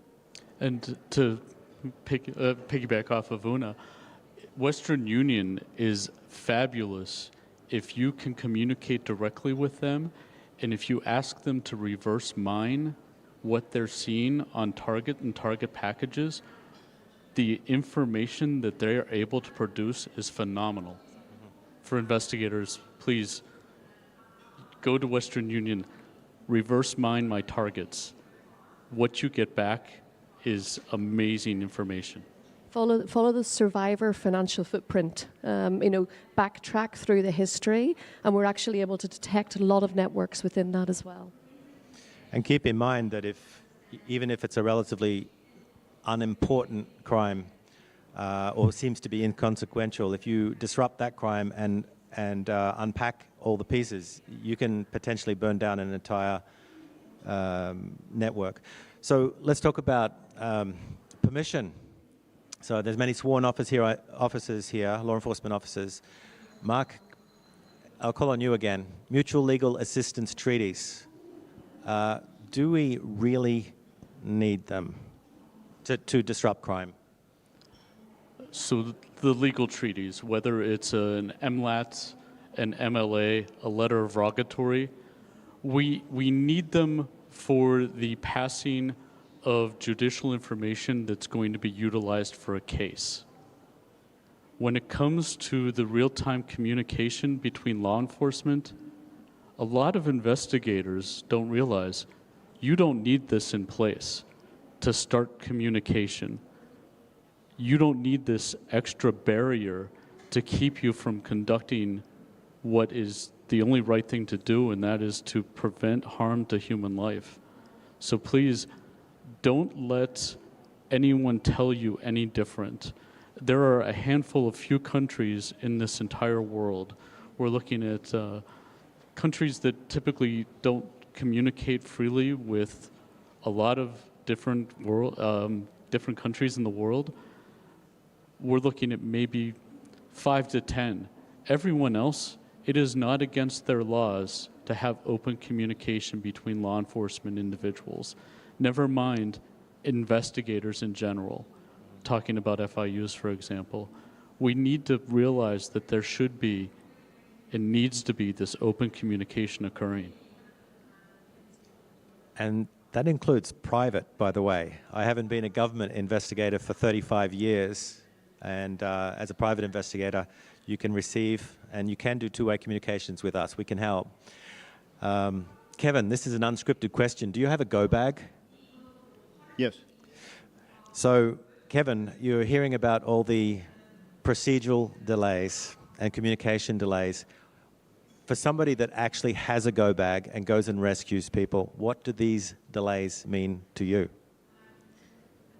Well, the delays are, again, primarily for us in the prosecutions. We do have some luck if we're dealing with harm. If we're looking at crimes against children, for example, we have a lot better luck in getting this information back and getting it quickly. But as has been mentioned, technology increases the harm across the board on almost every crime type. And the MLATs, the Mutual Legal Aid Treaty, or these treaties that are in place, generally you're looking at about a year of getting any real information back.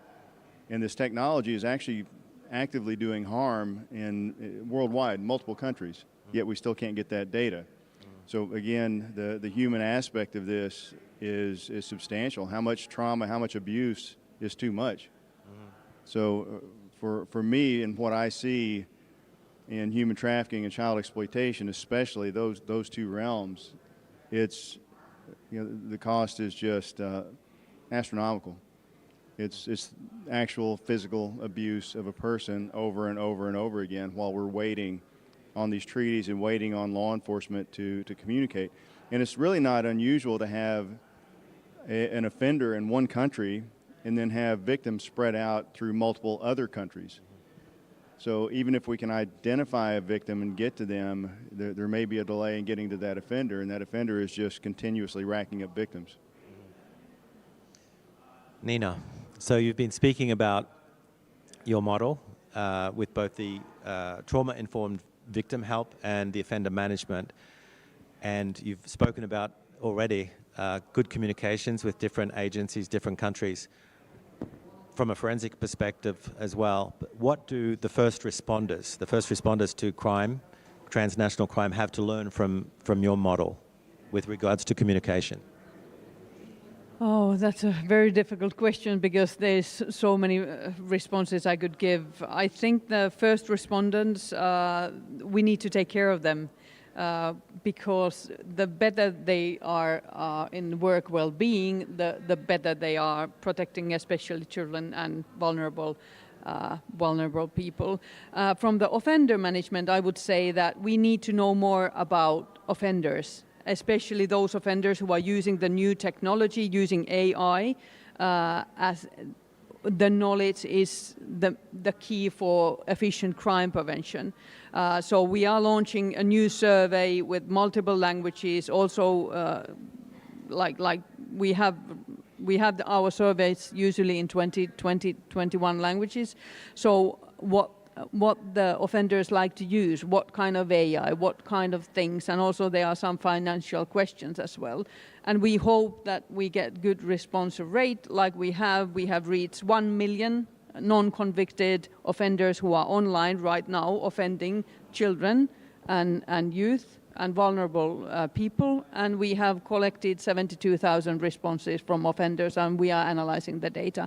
So that data will give knowledge to law enforcement. That data will be research for action, not just research for research, because research is very slow. We need more actions, we need more rapid ways to work, because victims and survivors, they cannot wait. And children cannot wait. So it's predictive intelligence that can be acted on, yeah. So if it's not the law that is the problem, as Mark was talking about, the liberty that cross-border government investigators have to communicate, maybe it's a mindset problem. So let's follow the money. Una, why do institutions, financial institutions, and the same would apply to telecom companies and things like that, but why do financial institutions hesitate or freeze when they see red flags before passing on actionable intelligence? Because there's an entire investigative process that has to happen within the organization. And you have to remember, and this is not going to be a good reflection of the financial sector, and I apologize, many of these cases are identified through transaction monitoring. And in many instances, larger organizations will have a backlog that's about up to 3 months of a backlog. So we basically have a period of time within which we identify the alert to notify the authorities, and that changes by regulator, by country. But as I mentioned, it's from the point of identification. So let's say you have an alert that's a 3-month in a backlog, so you're only looking at it 90 days post the actual event, by which point, going to the various issues that have been raised by my esteemed colleagues here on the stage, we're too late. You know, we're 3 months down the road. By that point, you know, your traffickers will have moved the children. You know, the individuals that are involved, whether it's children or adults, may have been moved. They may no longer be with us. We don't know what's happening. So the challenge we have is the transaction monitoring systems we're using in organizations aren't fit for purpose. And I think that's something we know across the board. AI technology use cases are going to transform transaction monitoring, and we know that. There's also a really important point, and I've raised this a few times. You know, we talk a lot, and I'm sorry, guys, if I know this is a difficult subject to talk about at the end of the day, and I'm making it even worse talking about regulation. But KYC, know your customer. You know, that's the point in time where you onboard a customer and a customer tells you who they are. If they're a good and effective money launderer or trafficker, they're going to make sure that they go under the radar. They're going to make sure that they're low risk. So in essence, unless you have digital identity, which thank goodness we have here in the UAE, KYC in itself is ineffective. It is only through the monitoring of the account and the transaction monitoring that we find out really who the client is. And guess what?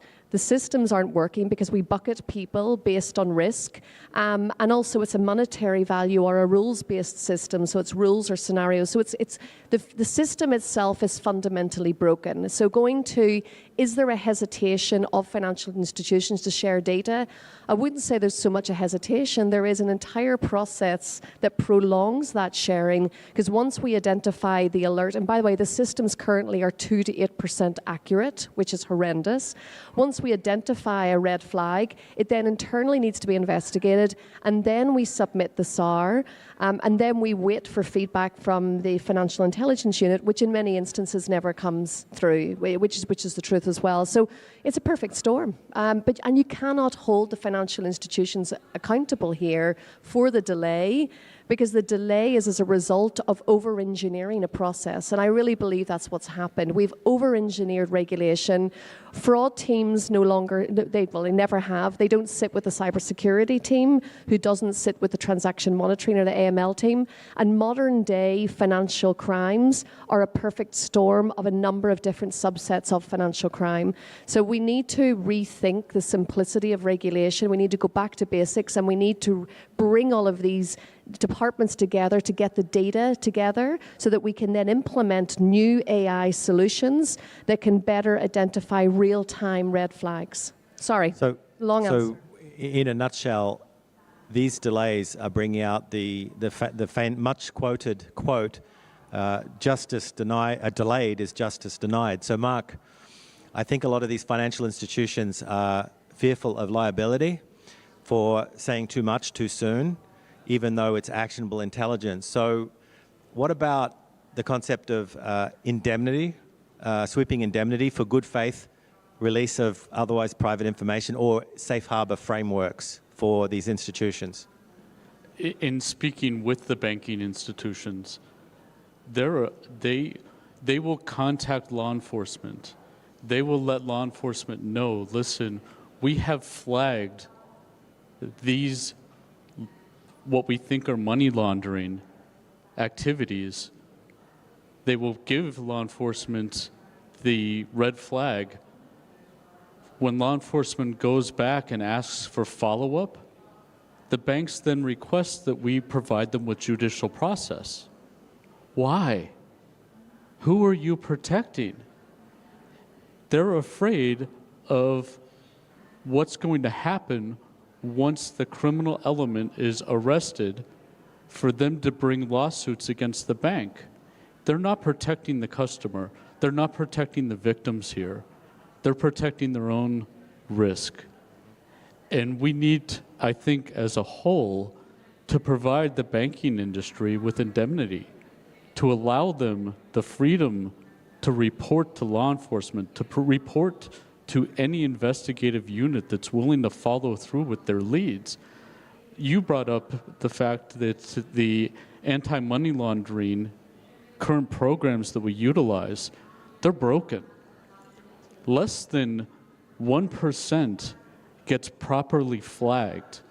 And out of the 90% of the suspicious activity reports that get filed, don't get followed through because they're flagged as low risk. So human trafficking is flying under the radar. We recognize it, yet we're fearful from, I think, a banking standpoint of doing anything for fear of own risk towards that bank.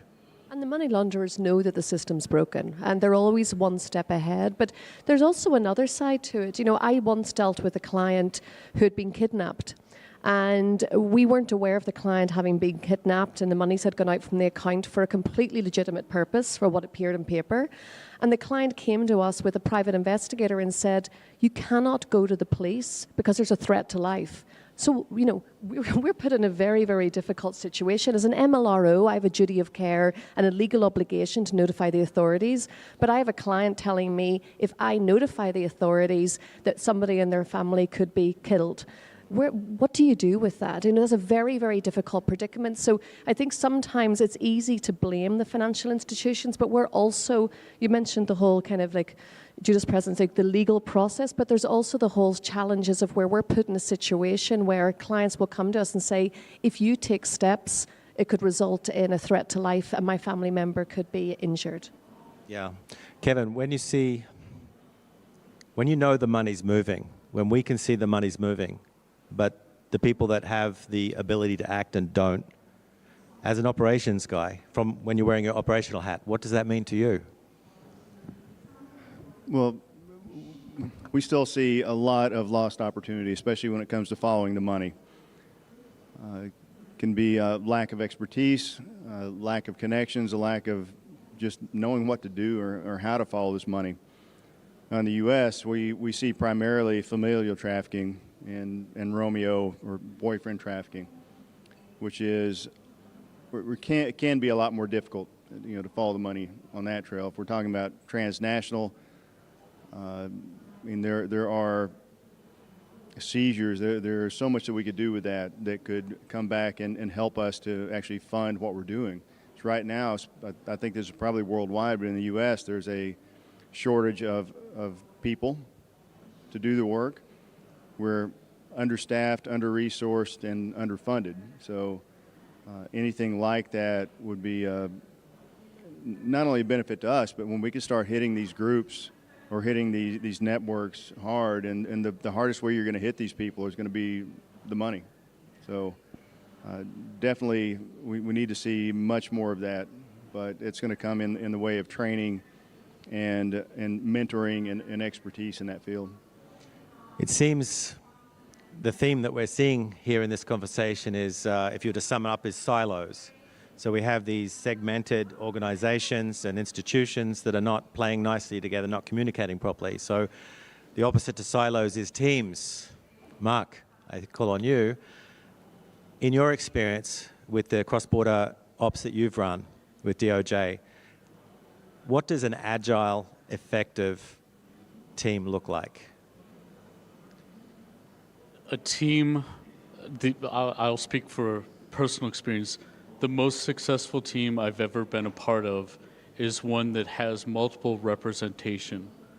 You need someone who is skilled in multidisciplinary types of investigations, because these transnational organized crime groups, they don't only look at human trafficking. They're involved in multiple other crimes as well. It comes down, unfortunately, to a financial crime. What can we make money from? And once they start to make up reasons that they can make money, trafficking humans, trafficking weapons, trafficking drugs, they're all the same. It's just how much money can I make from that? So making a good team, you need representation from multiple different agencies, and you also need buy-in from your prosecutor.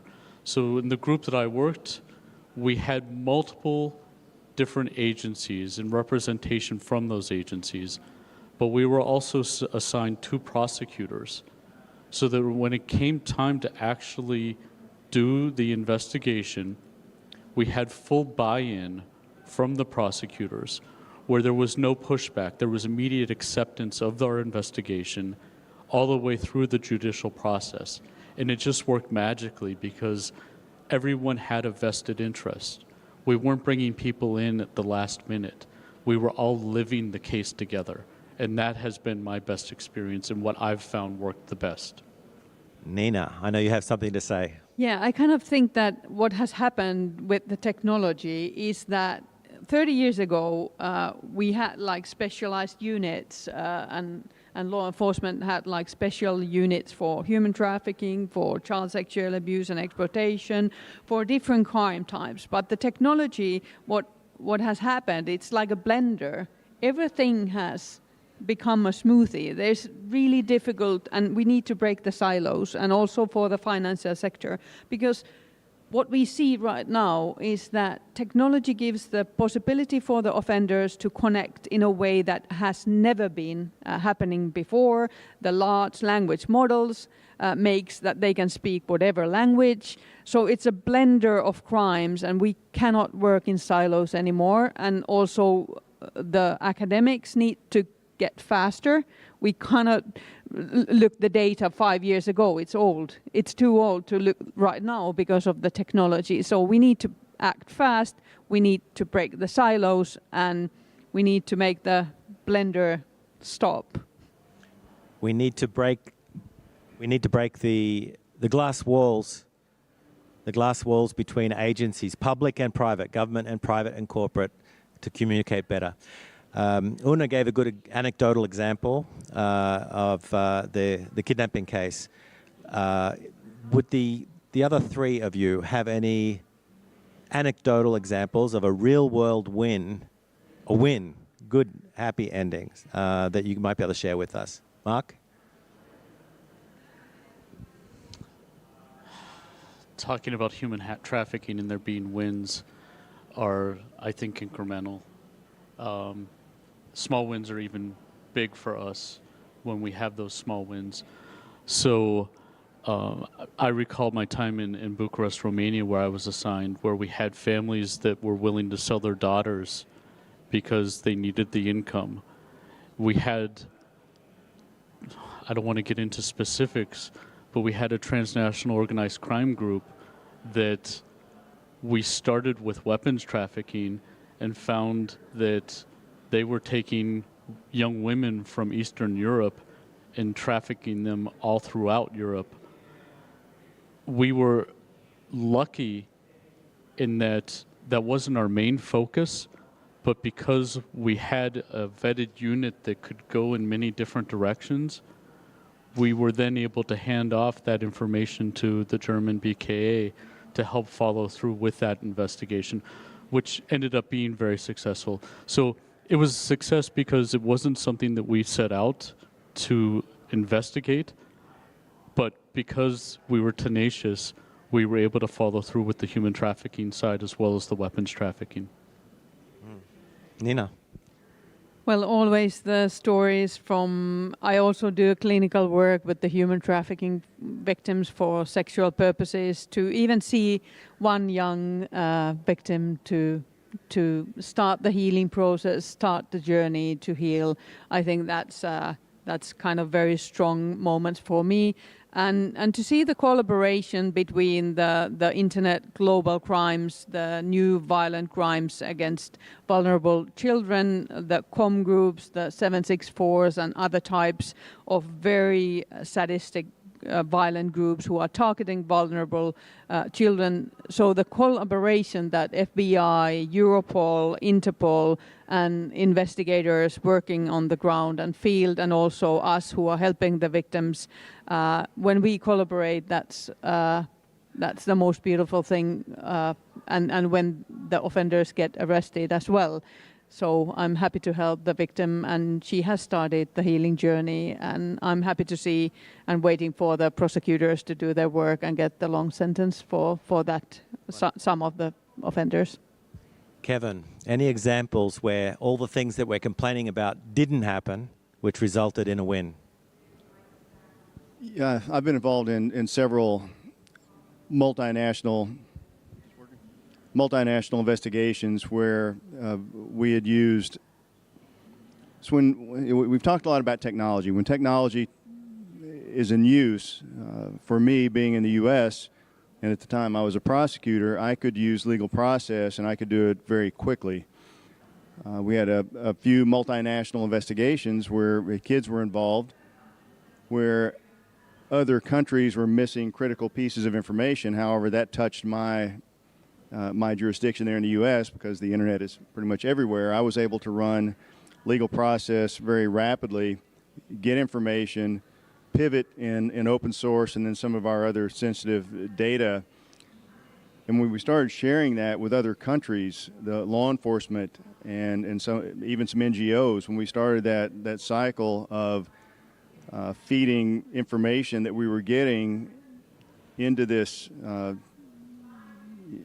shared folder, let's say, when everybody started looking at that information and we all started working from our own angles and from our own capabilities, we were able to rapidly figure out and start identifying this network, which was in multiple countries.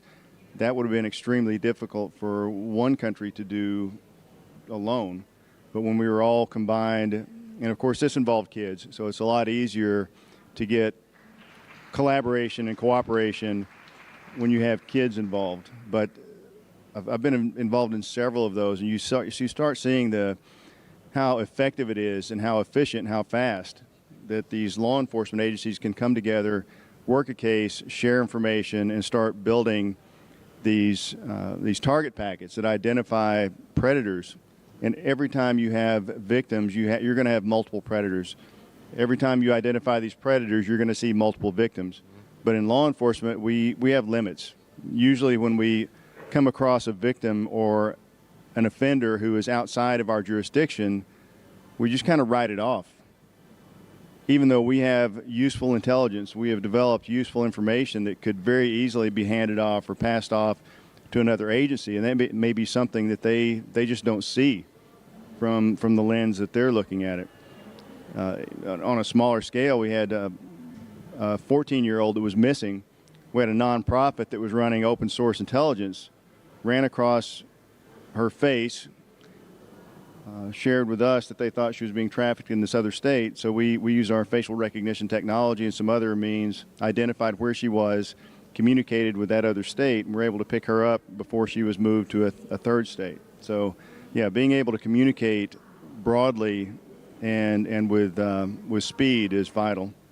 If I may as well, the one party that we haven't mentioned today at all is social media.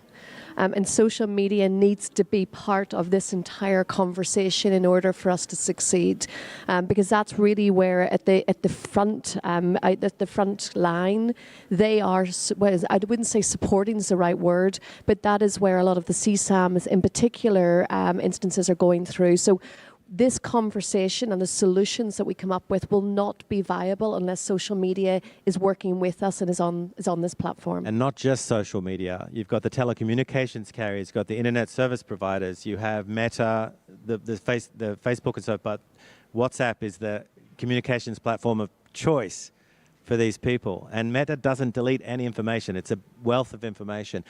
How many of you have had actionable intelligence that you need just something more to actually resolve the case or hand it over to be resolved, and there's one party somewhere with crucial information who says, we can't share that? What do we need to do? In one sentence, if you could wave a magic wand, what can we do to get that no and make it a yes? Kevin. Magic wand. I think if you have a crime that involves a victim, everybody should be willing to share the information that they have. Yeah. I think that's the only way, especially with the reach and the effect of technology, that's the only way that we're going to get through this and actually serve our most vulnerable. Nina. We have seen voluntary reporting mechanism for tech companies. It doesn't work. We have seen it and we have looked at for years. I think we need to push more research to show, and that's what we have done. We have the proof from the offenders. We asked what technology, what social media do you use, and you can see that report on our webpage. And they are using exactly the same everybody else is using, end-to-end encrypted services. So I think that voluntary reporting and work against crimes on perspective of technology is not working. We need regulation and legislation. Una. The GDPR, the data protection implementation, caused us a massive headache sharing information even within financial organisations. And thankfully, through Section 75, we now have a carve-out, which has always existed in all other countries with strict privacy laws. So we need to make sure that whilst implementing data protection laws to protect the consumer, to protect individuals, we're not hindering or basically causing challenges to practical law enforcement or investigations. Mark? One word, communication. Yep. Everyone here, you have the capability to make contacts with investigators around the world. Do that.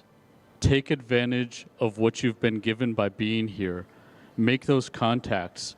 Because when it comes down to reaching out to another country, asking for assistance, as investigators, you don't blindly call and hope that you get the right person. You call the people that you've met. So take advantage, pass out your contact information to as many people here as possible, because you never know what phone call you're going to get to be asked for assistance. Can I add one?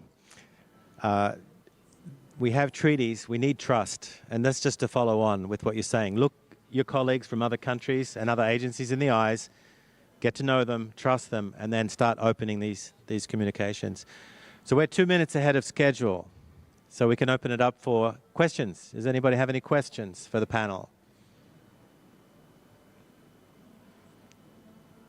No? Okay. Thank you very much, everybody. Thank you. Thank you. Much.